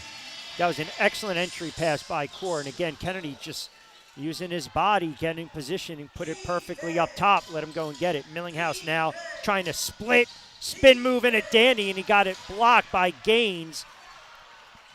He came down a little lame. Core now, stutter stagger step. And just like that, this is what they do. They go on these they counter your jab with a body shot or a hook, and boom, a quick spurt after that tie. 6-0 spurt by the Seahawks. They're back up top, 65-59. Exactly. Frederick forced them to call a timeout. Now they just immediately, within about a minute, forced Frederick into a timeout with boom, boom, boom. Just jab, jab, jab, and force him right into that timeout. I feel that we've seen this throughout the league when you talk about the top-tier teams. I mean, you have to be able to weather that storm. And think about these teams down now, DMV, Frederick, Baltimore, Virginia Valley. They were jostling for that 3, 4, 5 spot. Obviously, Reading and San Diego had very tough seasons. Jersey Shore, they had massed 7 wins, 6 last year, and they won a playoff game on the road against Baltimore, a team that they've absolutely owned. You know, they had to go on the road, but that was the better matchup for them. But my point is, you know, the separation, right? The separation of teams like New York and Capital. You start throwing those jabs, we're going right back downstairs, and we're going to dig to the body, and then the head's going to fall. And that's in the form of these runs that they make. Yeah, looking at a lot of the stats, it's starting to look a little equal as you would expect if it was 59-59 a moment ago. The one thing for Frederick that they've done a good job of, Capital has not been hitting threes. They're just 2 of 12, and I'm not sure how many we've seen them take even here in the opening 4 minutes and change. But to your point, and Addison mentioned this too, in the onset, the pregame show, the offense just can't go through Millinghouse. Other players have to step up, and when they get these clean looks in these bunnies, whether it's Daniels, whether it's Quentin Scott, whether it's Ronald Scott, they got to take advantage of these opportunities, right? Possession for possession, because you blink and that 6-point deficit could be 13. That's for sure. And I see Ron Scott only 4 field goal attempts so far. You'd like to maybe see him get going downhill a little bit. He's got that floater. He can pull up. He can get to the rim. He's got really good length on a layup to keep somebody off of him and not get that thing blocked. He's a guy that I would like to see maybe them get him going a little bit. And we've talked about Quentin Scott, but I do think if you could get some other guys maybe going a little bit, it draws attention away from Q. Sure, absolutely. They start to recognize, all right, now we're going to start doubling Millinghouse because he's shooting the ball well. Now Q's going to be wide open. Millinghouse coffin corner. Oh, counted, and he drew the contact. He didn't get the call. Went for the old-fashioned Reggie Miller late kick. We know the league has said, no, they're not going to call that one. Just ask John James. But the 3 was a big shot. 3-point deficit right now. I think they only gave him 2 there. They only gave him a 2. Interesting. Wow. Looked like a clean 3 to me. They go right back inside to the big man. Kennedy wants it. He wants to eat down there. Banging with the right hand. Can't get it to drop. Another rebound from Millinghouse with his head up. A little shake and bake. Got a good screen. Drop off. Well, there's the 3 that you talked about. Clean look. And just like that, Zach Thomas, 42%, I believe, right around 40 from beyond the arc. That is a big three, and another answer from the Cows. Kennedy now pulling out Thomas, puts it on the floor. Another rebound. Here they come. Quentin Scott, they got numbers for a moment. See if he drops it off. Q Scott was waiting for him to maybe go to the wing with Daniels calling for it. Nothing doing. Capital coming back. Transitional opportunity and bucket with the left hand. That doesn't fall. And one of those transition opportunities Coach Williams talked about at halftime wanting to get, but they came up empty. Scott with the contact. Got it to drop. Quentin Scott drew the contact, and Kennedy's going to get tagged with another one. A great body control from Quentin Scott. It almost looked like this is exactly how this possession is going to go. I'm going to take a step into him, and I'm going to put it up with one hand off the window and get the whistle. He has excellent body control. Just did enough to step around, but still get that left shoulder in there to draw that contact, and that forces Capital to go to bench. Kennedy's off the floor right now, so that's something that's worth noted. 66-65, 5:51 to go. Kennedy sits. His third foul right there. So not terrible foul trouble, but that luxury of that deep bench. Why risk it? Oh, absolutely.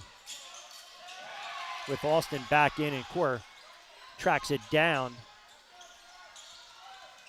Some of the minutes Alston gave them in the first half, again, no drop off. We talk about how deep this team is, and that's Smith. They should count the bucket.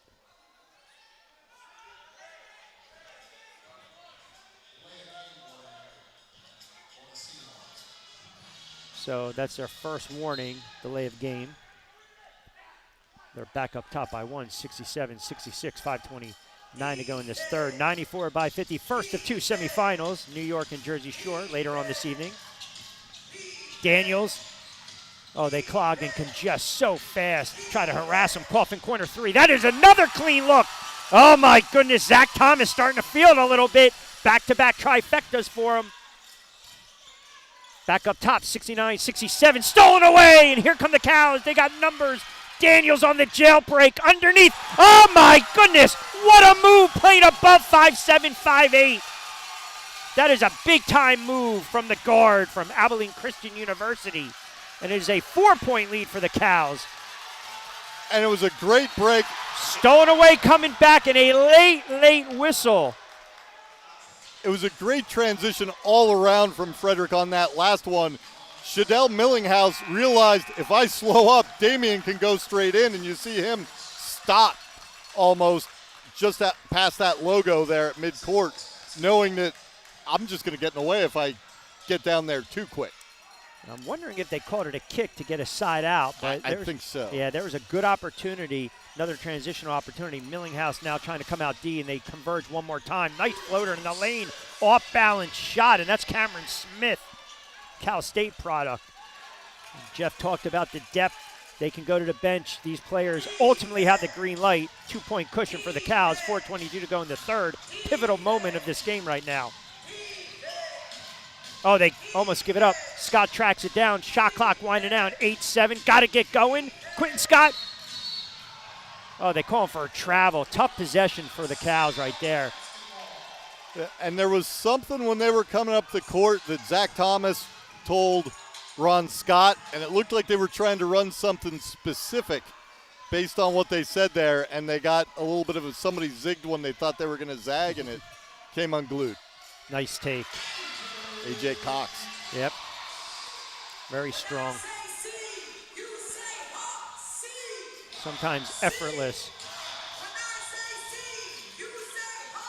Millinghouse. Puts it on the floor. Underneath with the left hand. Could not get it to drop. Clean look at the bucket. He called for the screen. Nobody came, and he was like, I'll just do it myself. Unfortunately, couldn't get it to go. That's going to stay with Capital. Definitely getting a little handsy down there. Traore checks in. Millinghouse playing a lot of minutes, logging a lot of time. He's played all 30 minutes, as has Quentin Scott and Ron Scott. Knotted up at 71 apiece. And those guys played big minutes on Thursday, too. And, we talked a little bit about Thursday to Saturday, Yeah, not that's a right. huge layoff. Just banging around with the left hand. Yeah, Agbeles. Yeah, I mean, 6'9", 245. Not much you can do right there. Back up top, Capital, 73-71. Scott looking for a little sliver of daylight. Again, drew the contact.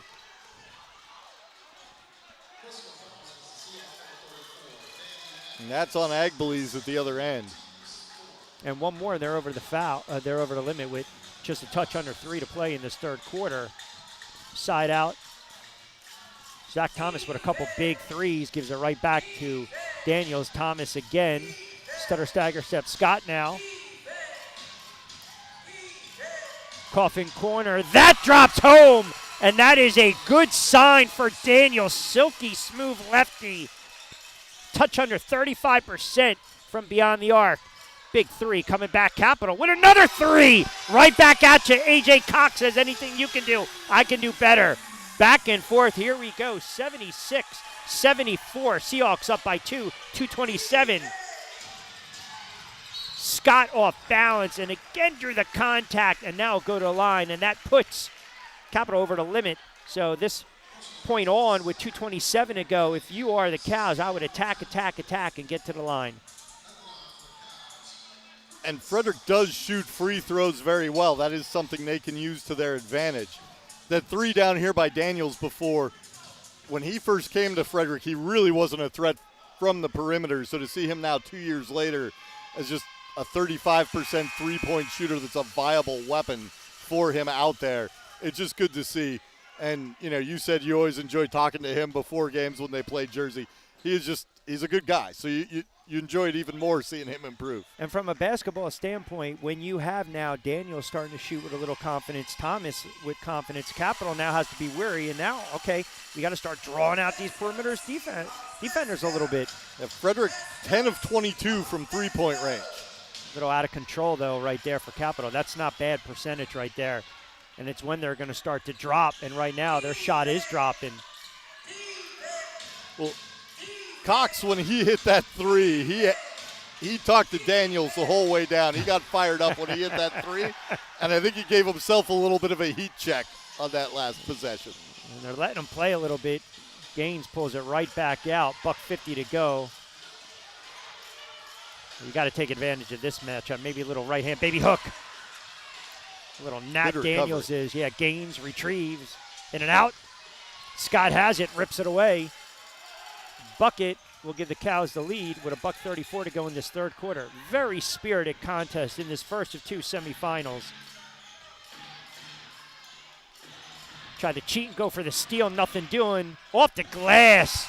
Little old school by Thomas right there. A little kiss. The grizzled veteran. I think he almost pushed it off the glass. 78-76. Very Patriot League style shot, maybe, kind of. You know, it's the a sound. Yeah, that's right. Yeah. Sound going off the glass like that. They whip it right over. Try to go right back on the low block. So tough to guard. And that's Austin again with that left hand. Winston-Salem product. He is a big-time threat down on the low block. We are knotted up at 78. Late stages of this third quarter. Daniels got it stripped. Capital coming back the other end.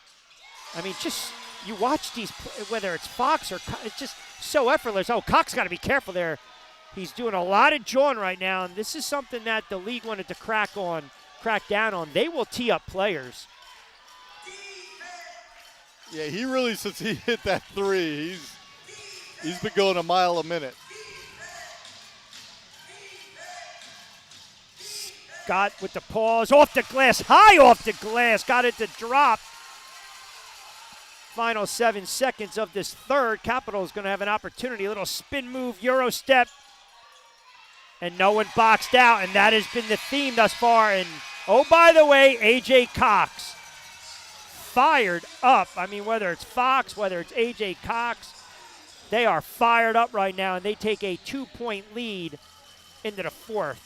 Seahawks up 80-80. This is the first of two semifinal games inside Bowie State University, home of the Bulldogs, and right here on SFBN and exclusively WWON TV 48. This is 94 by 50.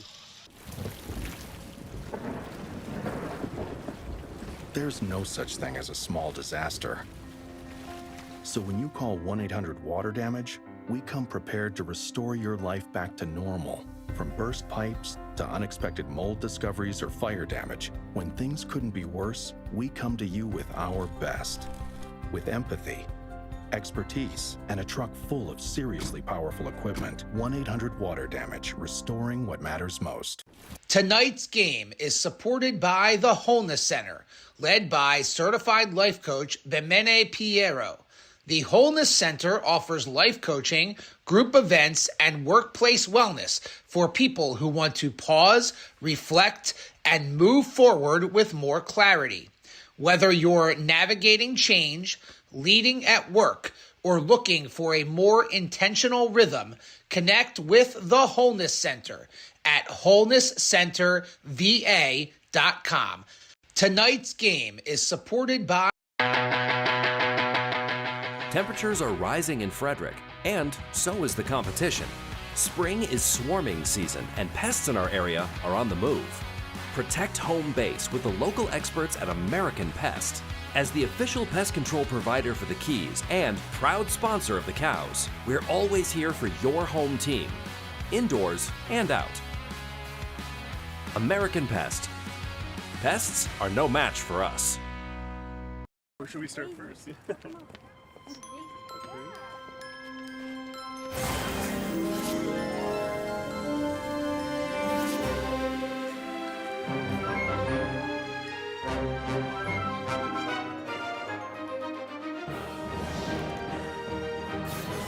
Summon the power.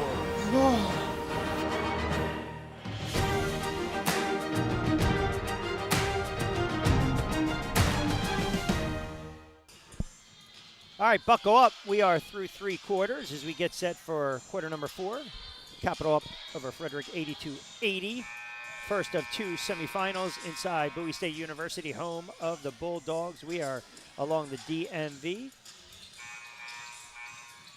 Alongside Jeff Goyne, Rich Quinones. All right, so I won't say your Cows, but you know this team. Fourth quarter, the expectation right now, we know they're going to throw their best punch, but still you're getting role players stepping up, and it's, all right, Quentin Scott, you know, a little quiet. Maybe this is the opportunity, fourth quarter, for Quentin Scott with everything else that's going on. Yeah, I don't know that he took a recorded shot maybe in the third. I know he went got to the fouled. bucket. He went to the free throw line, but I don't know that he was credited with a field goal attempt. So I think he went to the free throw line, shot 4 free throws. I think remember, too, sometimes, you know, the stats can be deceiving. If you're sacrificing a game to play both ends of the floor, drawing the double to allow other players to get open and some of these role players, but he's too good of a player to be kept down like this, averaging 22. This game gets into the meat and potatoes of that fourth quarter, crunch time. Expect the ball to also go through number 7 hands. And also, obviously, Millinghouse has been fantastic. Can't say enough about Shadell Millinghouse. Yeah, Quentin Scott, you know, I mean, we've talked about how quiet he is. He's got 15. That's a quiet 15, though. Yeah. Let's be honest. It's a quiet 15. But he's one of those guys that he can have a game where you're like, where's he been? What's he? No, he's still got 15. Trust me, I saw firsthand he put up 50 against Jersey Shore. So, to me, that's a quiet 15.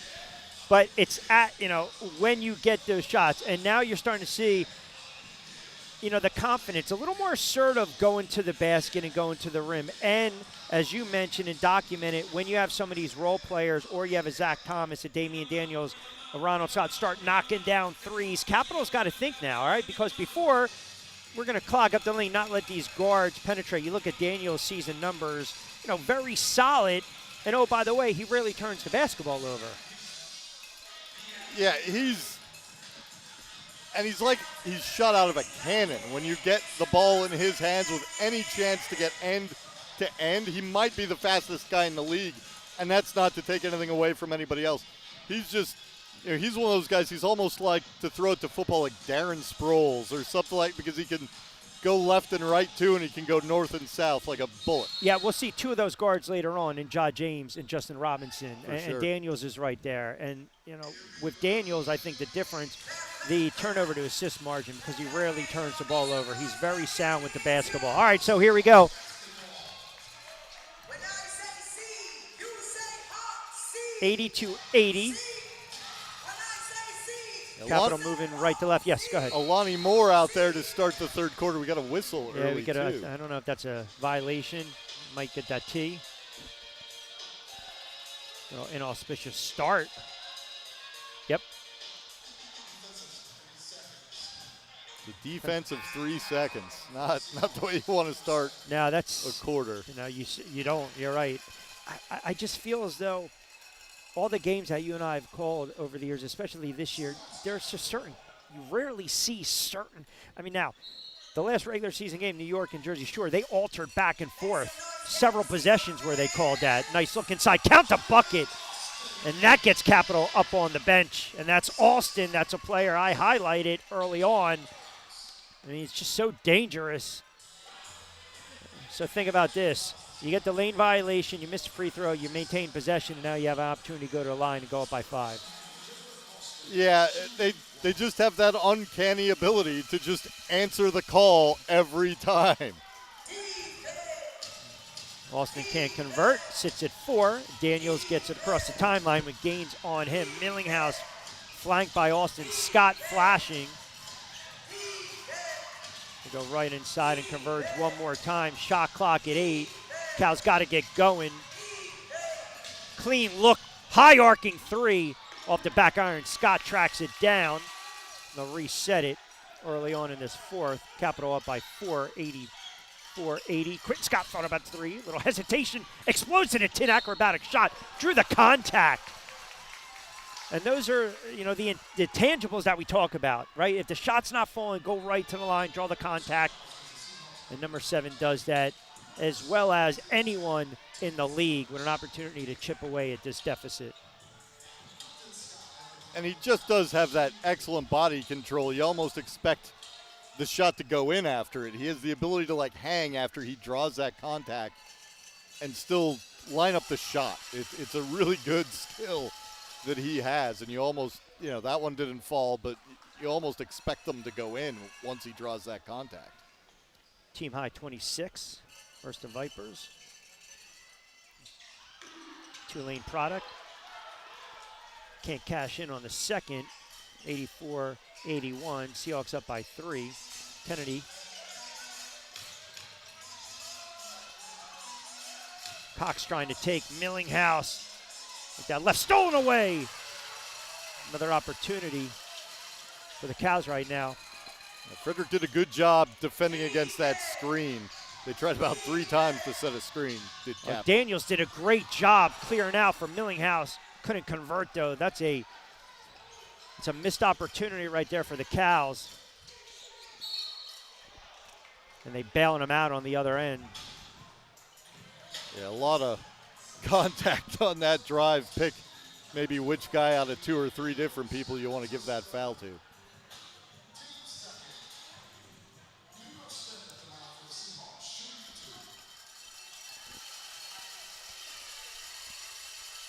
First is good.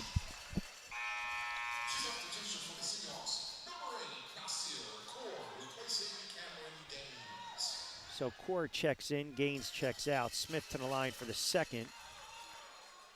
Averaging a touch under 12, 76 from the line. Also just a shade under 5 rebounds, 3 assists, well-rounded player. Cal State product, 6'7", 203. And can't convert. Scott has the miss. The Cows now trailing by 4. Millinghouse just looking for a little crack of daylight right now. Stop and pop. Johnson, I don't think he had a clean look, and I don't think he really had a clean shot, if you will. It looked like the ball was almost slipping out of his hands. A little hesitant on that one. Yeah, and it was in an awkward spot. He was half a step in front of the three-point line, not a shot you usually think about taking, because why not just step back 6 inches? Drop off, Kennedy. 6'9", you should not be knocking down shots like that, even though we see it in the NBA with 7'4" guys. But Marcus Kennedy Lead up to 6. Little breathing room right now. Frederick's got a few reserves in if they can weather the storm a little bit till the starters get a rest. Yeah. I don't like what I'm seeing, though, offensively from the Cows right now. You're settling a lot. They are for jump shots where I think it's one of the reasons that they're going to call timeout and think about it. Trailing by 8, 89-81, 9:19 to go in the fourth. Thought from you on those last several possessions. Yeah, you know, a little bit different of a lineup than they'd had out there most of the night. DeAndre Johnson didn't play against Virginia Valley, so the few minutes he's played tonight are the first minutes of the playoffs he's played. So just, a little less crisp than the offense has been because it's just a little bit of a different lineup. Frederick's going to bring a couple other guys back in, but they wanted to get some of those guys just a breath, get them a little bit, and Capital took advantage. They got it up to 8. I don't know what this halftime contest is, but he should win because that might be harder than making it from half court, getting it stuck between the rim and the backboard from all the way out there. I think the offense, I'm not going to suggest every single solitary possession, but you do want Millinghouse back out on the floor, even though he's logged a lot of minutes. Just a threat of him and Scott, and I just don't want to overstate it.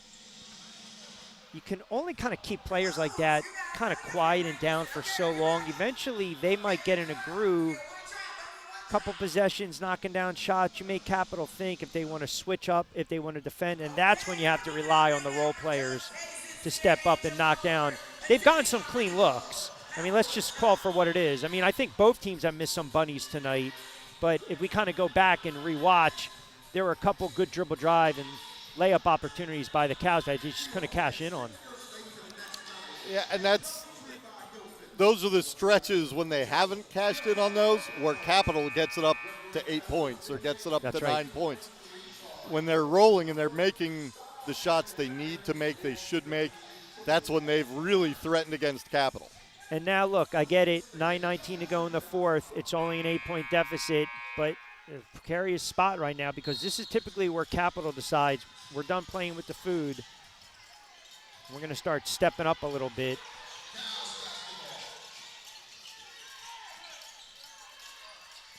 Inside, Scott Flash drew a double. They give it right up.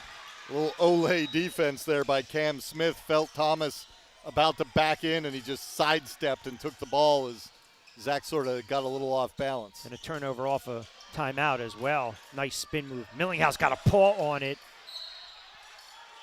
Excellent weak side help by Chadell Millinghouse, and it's going to stay with Capital. 9 on the shot clock. Ronald Scott checking back in. Daniels checks out. And trying to get some of these starters just a little bit of a rest, and then you'd expect maybe the last 5 or 6 minutes, they'll have the 5 they want out there the rest of the way. 3 ball. No box out. Moore, Daniels, Scott, Millinghouse, and Thomas on the floor right now. Frederick, 10-point deficit right now.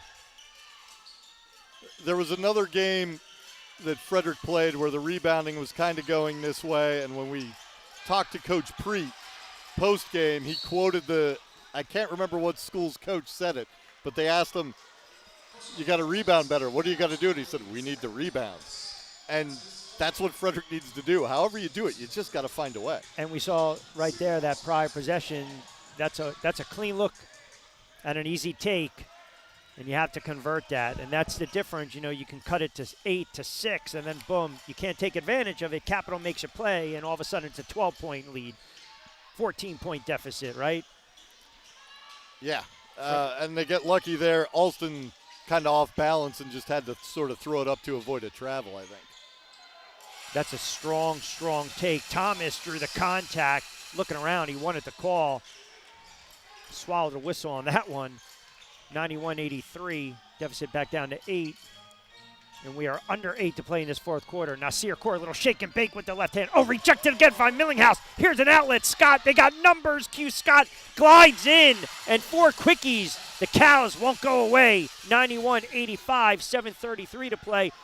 Excellent defense. Millinghouse caused it. Transitional bucket opportunity for Frederick.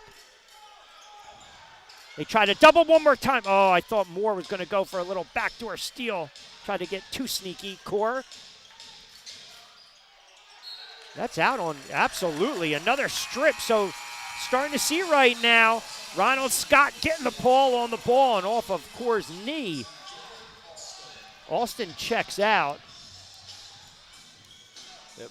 When Frederick can get active with the hands on defense, it's really big for them because they have such a size disadvantage, and Capital is such a well-oiled machine that just trying to hunker down and defend them man for man. You know, only one team's been successful at doing that all year. That's right. That was New York. Oh, nice move with the hesitation. Good recovery by Capital, though. I think it's Cameron Smith slid over and did just enough to disrupt that, knock it out of bounds. It'll stay with the Cows and look for a quick back door, maybe an alley-oop. They got to get going. Shot clock winding down. That's the lack of communication. Yeah. You have to convey that prior to. And you see right there, Scott and Millinghouse having a conversation right now, and I don't think Zach Thomas was aware. So that's a missed opportunity in possession by the Cows. Yeah, I think sometimes you take for granted that when you have an out-of-bounds play like that, oh, it's just going to go back to 14. That wasn't a situation where that happens, and nobody looked up to confirm it. And almost on cue, Damian Daniels comes back down to the scorer's table. 91-85. Oh, they are letting them bang a little bit again. Ron Scott. Oh, Euro step. Scott just threw it up. And he's not going to get the call. He's got to get back on defense. I know they want some of these calls, but they're going to let him play a little bit with 6:16. Jasper Williams. Capital wants to talk about it too. Want the timeout on the floor. 6:15 to go, fourth quarter. Capital up 91-85. We'll step aside. Don't forget to get social with us on all social media platforms. 94-50. Check us out online as well. First of 2 semifinals. Final 6:15 of this one. Tonight's game is supported by the Wholeness Center, led by certified life coach Bemene Piero. The Wholeness Center offers life coaching, group events, and workplace wellness for people who want to pause, reflect, and move forward with more clarity. Whether you're navigating change, leading at work, or looking for a more intentional rhythm, connect with the Wholeness Center at wholenesscenterva.com.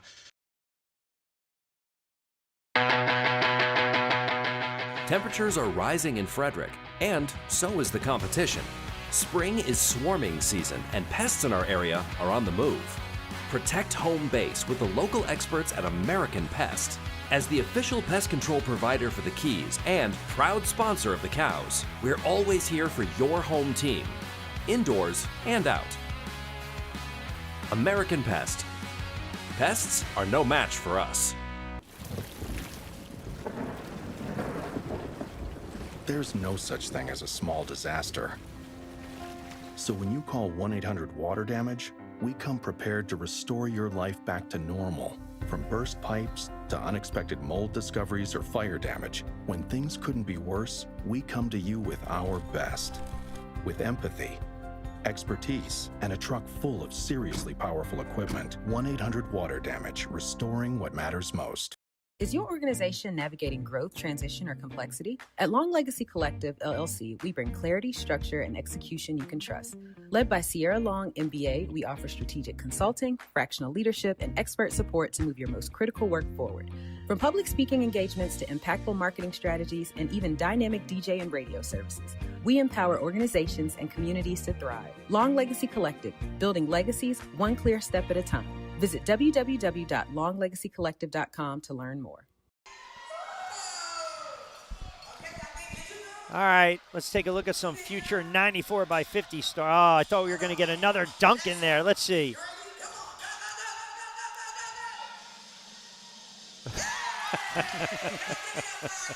91-85. Capital up, 6:15 to go in this fourth quarter. This is 94 by 50 on SFBN. Crew doing great work as always. Also on WWON TV, 48 in New York. We'll air our second game too, a little double dip later on this evening after this one. Jersey Shore, the 6th seed against the 2 seed New York Phoenix. Two teams that, let's just say, do not like each other. But that is later on. We got 6:15 to go, my friend. And if you are a fan of the Cows, again, they're weathering the storm. I know a couple missed opportunities, little bursts, but now they find themselves down 6. But they're hanging around with 6:15 to go against the best team in the league. It's about all you could have asked for is to have a chance late. Capitals handled everybody, even New York, who beat them once. They beat them the rest of the times they played them. So not a lot of teams have maybe had a great opportunity this late in the game. And that's Kennedy with a nice floater. Outlet to Millinghouse. Puts it on the floor, tries to blow down and blow right by Core. Scott wanted to contact. It's something I literally just said to my broadcast partner during the break. We feel they're not going to call a lot of these, whether they're questionable or not. They might just let them play this final 5 and change. Stolen away, turnover, Millinghouse now. And an easy, soft lay-in. Ronald Scott off the Millinghouse assist. Millinghouse, I bet you he's creeping near a triple-double. I mean, he's put up some really nice numbers. I don't know unofficially what he has. Yeah, they've only got him with 3 assists. 3 assists. He does have a triple-double and a few other near triple-doubles this year, though. He really does fill up the stat sheet. Catch and shoot. Short. Oh, I don't know if that's a possession you want if you're Capital. Another rebound for Millinghouse. An insult to injury. They're going to tag Scott with it. Well, that's got to go against Capital. Yeah. Just going by the body language. So Core's checking out. It's going to stay with Frederick. So certainly on Capital. Okay. And they want to get right up. Yeah. Clean look. Catch and shoot. Got the rebound coming back strong off the glass. Another big-time opportunity and taking advantage of it. Zach Thomas. Euro step, wild shot. Millinghouse tracks it down, and then they give it right back. Oh, those are brutal turnovers with 4:33 to go. I think Ron Scott was down there, too, on the other side. That might have been a little bit easier of a pass. Got some fresh bodies. Gaines back into the contest right now, so they want that athleticism and that length at 6'8". With that 2-3, they want to get another body down on the low block. Kennedy, this is where he loves to feast, trying to draw that double team. There's the cutter. Alston, count the bucket. They're going to get him with a trap. No, the contact and the hoop and harm. Alston. You just can't state how good of a player he is. I mean, he just snuck through. Now, let's see. Did they miss a travel off the cut? Yeah, I'd say a little dance step. That was missed. Yeah, and they might be trying to say the contact created that, I guess. But it was a pretty play there. He sensed the help going away from him, and he just filled the vacated spot. It was really a nice move by him. Can't get the foul shot to drop. 95-89. Another opportunity to catch and shoot off the mark. So we're under 4 to play. You've seen Frederick there. They're trying to get quick threes to Thomas, thinking maybe the bigs have gone to set up in the paint, assuming he's going to go there, and he just drifts to the perimeter. Doesn't really go in. Andre Fox put it on the floor, drew the contact. He's going to go to the line. Such a smart player. Saw the matchup, saw that his defender couldn't take him, and he decided, let me break him down. And now we're under 4 minutes. Free throws becomes paramount, knocking him down. But again, there's plenty of time left in this game. I mean, just some of these clean looks have not gone down for Frederick. Do you have their percentage, or at least overall from beyond the arc? Overall, it's 9 out of 25, so 36%. But they were over 40% a few minutes ago. They've missed a couple now, and they've slid back down to 36%. On the other side, though, Capital, 3 out of 16. I mean, look, I'm not making fun of the team that I call, but that's Jersey Shore numbers. I mean, they are one of the worst three-point shooting teams in the league. That's just factual. I mean, but right now, again, you're Frederick. Work the ball in. You don't need three-point shots inside to Scott.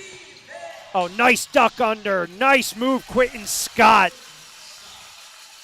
Got the defender airborne, didn't panic. Comes back the other way. Behind the back, picking up the dribble. And a little more fortuitous bounce, and they'll reset. Capital up by 6. Good box out. Here come the Cows. They'll swing it. Scott puts it on the floor, explodes with the reverse. Got it to drop.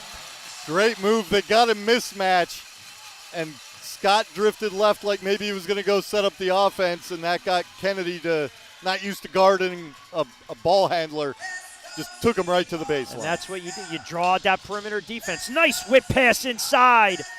And again, they didn't box out. Austin, one more time. Back up to 6. 99-93, 2:38 to go.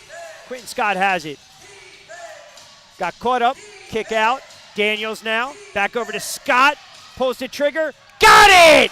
Count the bucket. Ronald Scott ripping the twine. It's a one-possession game. Capital up 99-96, 2:18 to go in the fourth. Buckle up. This is about all you could ask for if you're Frederick. They need to. Oh, wow. Austin put it on the floor. Yeah, Austin put it on the floor. 3 Cows converge, and you can tell by the fan reaction they did not like that call. You got to let them play. 2:19 to go in this game. Now 2:09. Let them play a little bit. We'll see here. Alston, 69% free throw shooter, so not, But he's on the floor late because he can break down defenders. I think the trade-off is if he can get to the basket. But to your point, you got to knock down your free throws. And, oh, by the way, you can be more diplomatic with the officiating. I won't be. Let him play a little bit. 99-96. Yeah. I really thought that was going to be let go and it'd be a steal, but wasn't meant to be. So this is interesting. So you see the switch right now. Kennedy comes out, and Christopher Ray comes in. They're going big, late, veteran, 6'7", Mount St. Mary's. They want him on the floor because of his weak side help and his prowess to block shots as well. He can clog the middle. He's long and lengthy. So you're thinking, all right, let me get him. We try to stretch the floor a little bit. I got length, and they're going to put him right on Scott. And what do we have? The call. There's a timeout on the floor. It looks like Frederick wants to talk about it. Trailing by 5, 101-96. We'll keep it here, fourth quarter, 2:04. I think Coach Preet saw exactly what you said. Ray is lining up on Scott. He's like, let's get a timeout and talk about how to attack this. Yeah. Because we need Quentin Scott. And they brought in the former NEC Defensive Player of the Year, Chris Ray, who we hadn't seen all night. It's a brilliant move by Coach Williams. Yeah, he's not out there for his offense. They're not going to care if just pass it to the next guy. They're not going to care if he does anything with the ball. Just get out there, and obviously it looks like they want him to shut down Quentin Scott. They had a player last year who's now with Jersey Shore, same type of player, James Stanback, where he can stretch out and he can be disruptive because he's long, lanky, and he's a physical defender. All you need is that Paul out there. That's going to disrupt the whole rhythm of the offense. So we talk about the chess match late in the game, and here we go. Yeah, looking down at that lineup for Frederick, it's exactly going to be who you would think it'd be. It's the 5 who started the game. And that's generally been when they've been at their best tonight, is when at least 4 of those guys are out on the floor. It's when they've had to go deeper into the bench. Even the depth Frederick has, 11 starters, like Jasper Williams said, for Capital. They just have the best depth. And, they're not going to go with their first five because Coach Williams has that faith in the bench. He'll get a guy up who hadn't taken his warm-up top off all night, and this is why you're here tonight. This is what we need you to do. We need you to give us the best 2 minutes of defense you played all year so that we can get to tomorrow night. As the great Bill Parcells would say, this is why you lift all that weight. 2:04 to go. Capital up 101-96 inside the AC Jordan Arena, Bowie State, Bowie, Maryland. The first of two 94-50 inaugural playoff semifinals. Very good crowd, lively crowd. We'll see how it plays out. Alongside Jeff Goyne, I'm Rich Quinones. Scott to the tin, high off the glass. And just like that, Christopher Ray altered the shot, his presence. Frederick needs a stop right now. And I believe Capital took a timeout. Can't take them with you, so they're No, going to you burn the cannot. ball. No, you cannot. And yet, Chris Ray, 6'7", but that length, he's like a 7-footer out there because he is just so long, and he's got good bounce, too.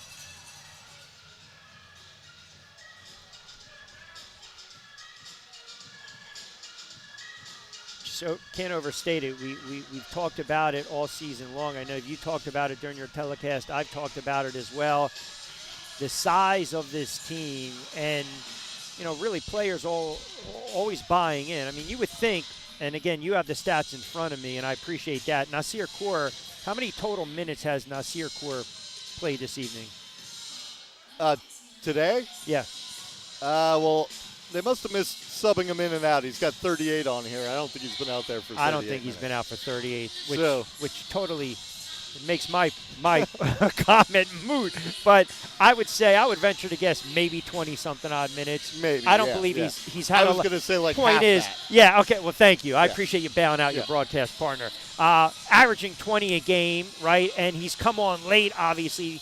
They got him back because he's traveling all over, breaking down ankles, one-on-one tournament, 3-on-3. But point being is, anytime Kaur plays, it's like watching a Quill Carr back in the day. You think, okay, Nasir Kaur is going to have 35, and he's been quiet. I would probably say single digits.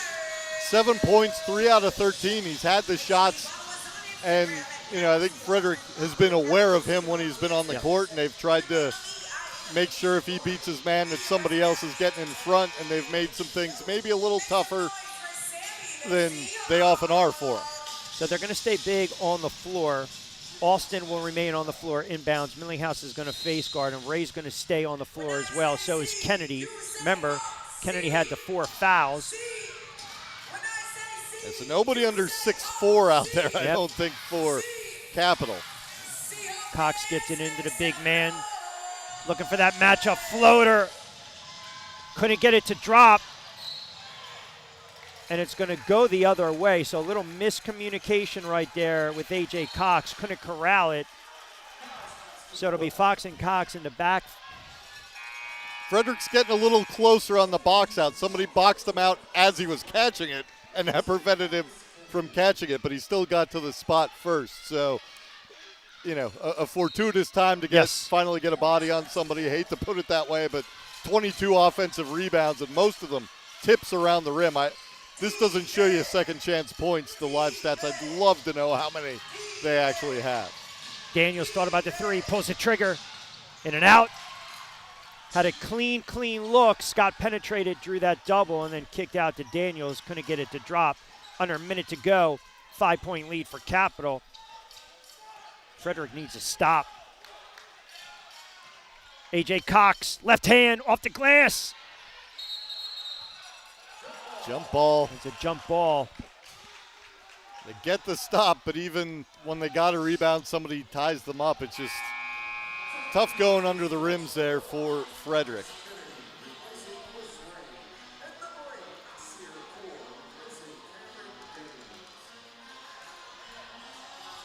Kaur back on the floor, went under 57, so 57.8.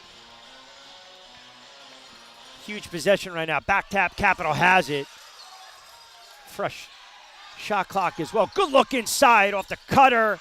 Oh, Millinghouse got a Paul, very late whistle, but he raises his hand as if, you got me.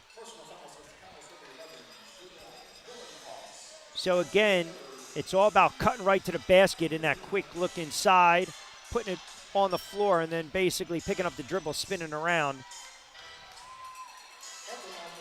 They don't overuse that weapon, but they know right when to have that backside cutter. Yep. Just go, and the big always sees them. Very sound basketball team. First one drops for A.J. Cox. Which is kind of big when you think about it because he only shoots 47% from the line. Christopher Ray comes down on the low block. Yeah, if you're going to send somebody to the line, you'd assume he's the guy you want. This is the big one, though. This would make it 3 possessions. Yep. And you called it, broadcaster's jinx, and they give it right back. No, that's you got to call the foul right there. So 1 of 2. Which, yeah, that's statistically his percentages average. Stretch out the game, absolutely. Now, did you go quick 2? Press a little bit? Down 6? I mean, obviously it's a 2-possession game with 3s, but if it's not there, I think you attack the tin right away. Oh, where's that going to go? They're going to call it on Capital. Yeah.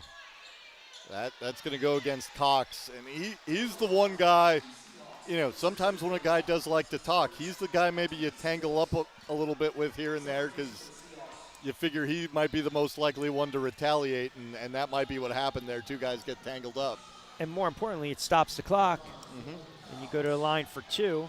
Yeah, last thing, the clock is Capital's best friend. They do not want it to stop. Thomas to the line, 2 huge free throws, 64%, 64.7 from the charity stripe. He had 1 rough game from the line early in the season, and, that percentage almost, is weighed down by 1 bad game. But hopefully I don't go with the announcer's jinx again. We'll find out. The first one is clean. So Kennedy and Gaines coming back in. Yep, again, they're going big. They understand that. Just want to take away that guard play. Don't allow them to penetrate. So Core's going to come out, and he'll meet Scott right now. So you got 44.2. Thomas to the line for the second. And gets it home, and it is a 4-point lead for Capital right now. And they press a little bit. Daniels on the ball. And they just get it across the timeline. Little lapse right there. Oh, rejected again. Millinghouse just swats it away with 14 on the shot clock. So still down 4. Capital, I think, was a little lapse in that possession. I mean, you're allowing Kennedy to walk the ball up. Got to get it to the MVP's hands. Fox has it. Daniels draws that assignment. Fox looking for the dagger right now. Stutter stagger step, picks up the dribble. Oh, that's a dangerous. Stolen away. Scott comes back with the left hand, and he can't convert it. And then Quentin Scott can only foul Kennedy. That was a huge missed opportunity right there off the steal. They read it brilliantly, and that's such a dangerous pass by Cox. Yeah, both teams got something they didn't want to get there. Capital has a little more luxury, a little more margin for error with Frederick trailing. But, only thing maybe Ron Scott could have done there was come to a jump stop, get that guy in the air, maybe he lands on you, or maybe you can leave it to a trailing man. But, he kind of got caught with, I think it was Core that was guarding him, a much bigger guy, and Core, to his credit, did a good job of hanging with Ron. Somewhere there's a Spurs fan listening to your analysis and thinking, you know what? In that situation, pull it right back out. But since you're trailing, you can't do that. Yeah. Sorry, De'Aaron Fox. Oh, I know. I was like, what are you doing? You don't need the layup there. Just circle through. Kennedy misses the first. And I mean, De'Aaron Fox was thinking, well, if I get 2 here, it's completely Game's over. Oh, and speaking of which, how about this little light for the Cows? Long stretch pass. Daniels wide open 3. Got it! That is a big bucket by Damian Daniels. They got a press and they got a foul. They called it a 2. Yeah, I'll tell you, from my vantage that point, out. where it looked like a clean three. I know we got the replay on there, and I guess because I'm looking at that second line. Yeah. Let's see. Oh, the coaches are right there. Oh, shoot, we can't see it. Perfect angle. Can we run that back one more time? Can you run that back one more time, guys? Let's see if we can tell. Gets lost a little bit behind the assistant coaches.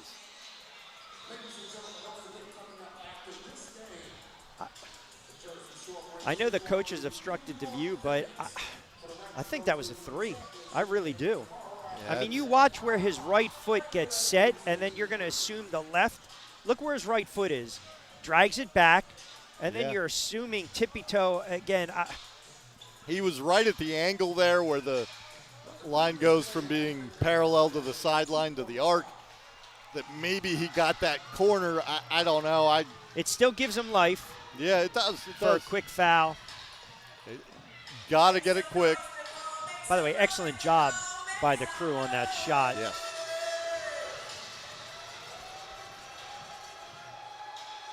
Look, if you're a Cows fan, semifinals against the top seed in the league, and someone sell you that, hey, you be down by a bucket late in the game, I think you take it. And they're going to go back, and they know they had some missed opportunities. I mean, the length and the size of Capital was extremely disruptive. The rebounding, some of these buckets that you would think any other night they're going to capitalize on and drop, they just haven't gone their way. But this is what you want. You're in the game, and stranger things have happened with 10.2 to go. I mean, that was an errant pass by A.J. Fox. That was an errant pass. And Daniels knocks down a big bucket. You know, thinking back and, hindsight or whatever, but Frederick's been called for that twice tonight. Toe on the line. They're currently down 2. They get both of those. We're knotted up at 102. I mean, it's dangerous. And, I call that, it's not technically that coffin corner, but that's a little dangerous spot to be in, and you're right. And they were both, you and I were both like, that could have been a 3. Right. Like you said before, I tried to be a little more diplomatic with it sometimes to give them the credit. And the Cows have one timeout left. Yeah. Palmer will inbound it. Now, I would actually have Millinghouse face guard Palmer. I would switch off and put Scott on core. I understand the thinking. They don't want Nasir Core to have it, but that's why. I mean, you have to foul immediately. Yeah. Oh, he almost stepped out of bounds. You had to foul immediately. You burned a lot of clock. And 5 at least with Millinghouse, you start jumping up and down near the end line a little bit, maybe make it a more difficult pass. Yeah. So here we go. Core, who's been somewhat quiet, goes to the line for 2 huge free throws, 80% from the charity stripe. And the Cows do have one more timeout left. And Core, as you would expect from such a dangerous scorer, shoots 80% from the free throw line. 2 big ones. Seahawks up by 2. Chance to go up 4. Rattled home the first. It's a 3-point cushion. And this is the big one again. You got to keep it 2 possessions with 5 seconds. And you got to box out and get the rebound. Yeah. So you got to box out. You got to hope he misses it. And you got to get a body on someone. Can ill afford that back tap off the miss. So, second of 2. If he makes it, I would venture to guess Cows called their last timeout, and he does make it, and they are going to call that last timeout. 5.2 to go. Trailing by 4. Now,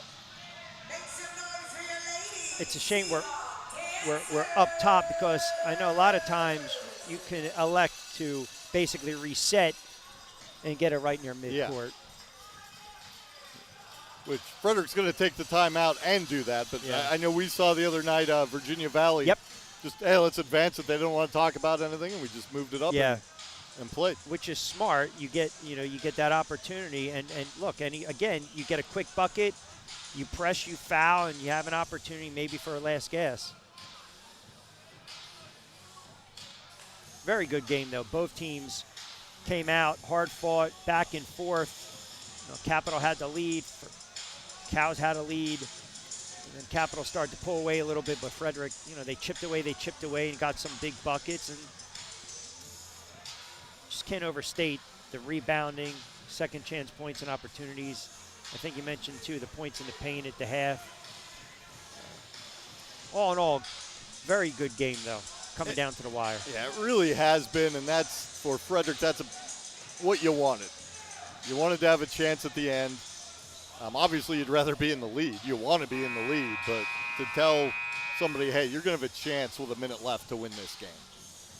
I don't think there's anybody in the league who wouldn't go, we'll take it. And if you're Capital, you know for a fact Jasper Williams told them, do not foul a jump shooter. Yes. Daniels to inbound. Over to Millinghouse, almost stolen away. Long three, desperation, and cleaned up with 1.5. They got to put more time back on the clock. 2.1. Oh, that's going to tipped out of Daniels. And how much of the clock ran? Little confusion with the clock right now. Never started. It never started. There was 2.1.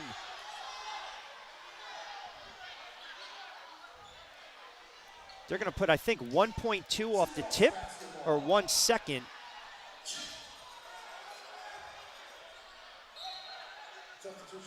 Yeah, so 1.2. 1.2. And the Cows down to 104, 102.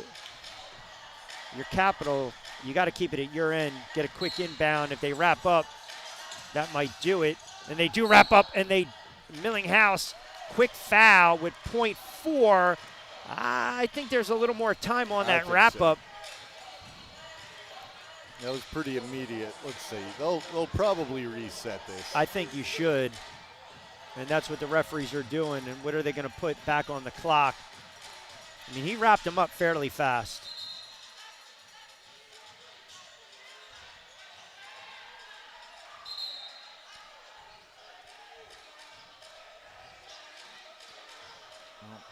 I saw the coaching staff talking to the officials, but I haven't seen any move to. So there's 1, 2.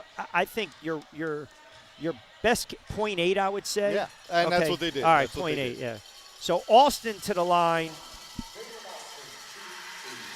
I was going to say, you got to get it. It's got to be at least 0.7.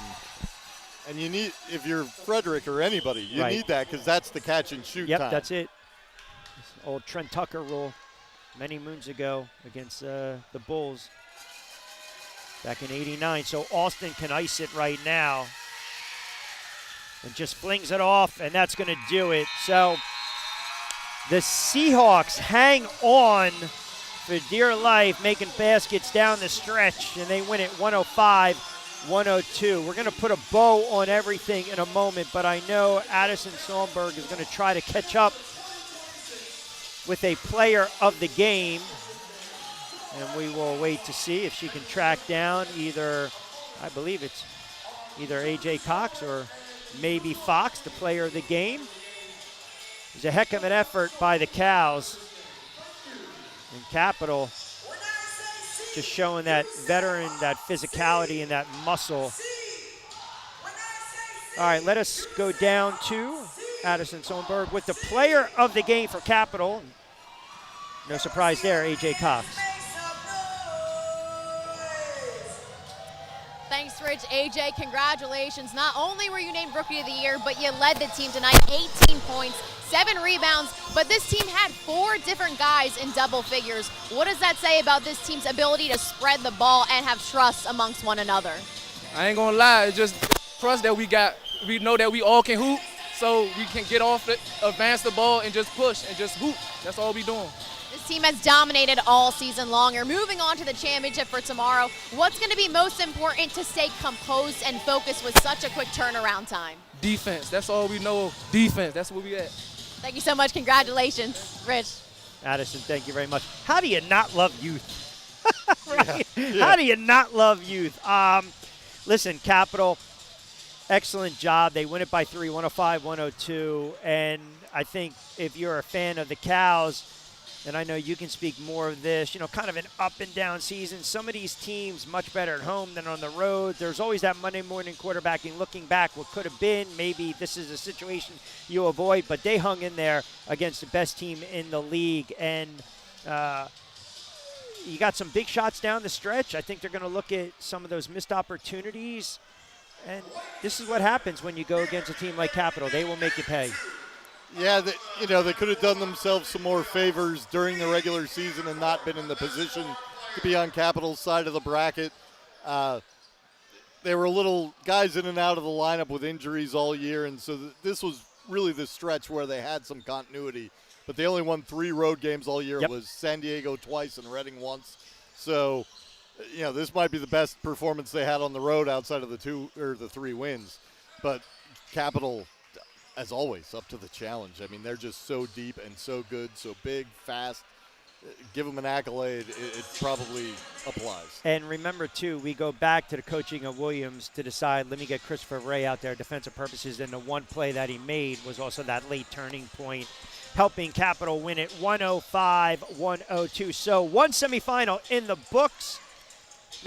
Game number 2, coming up on the other side in a couple moments. We're going to lay up. It'll be Jersey Shore against the 2-seeded New York Phoenix. Jersey Shore breaks getting in as a 6 seed, and we will have that call on the other side. Keep it locked into SFBN and, of course, WWON TV 48. This is 94 by 50.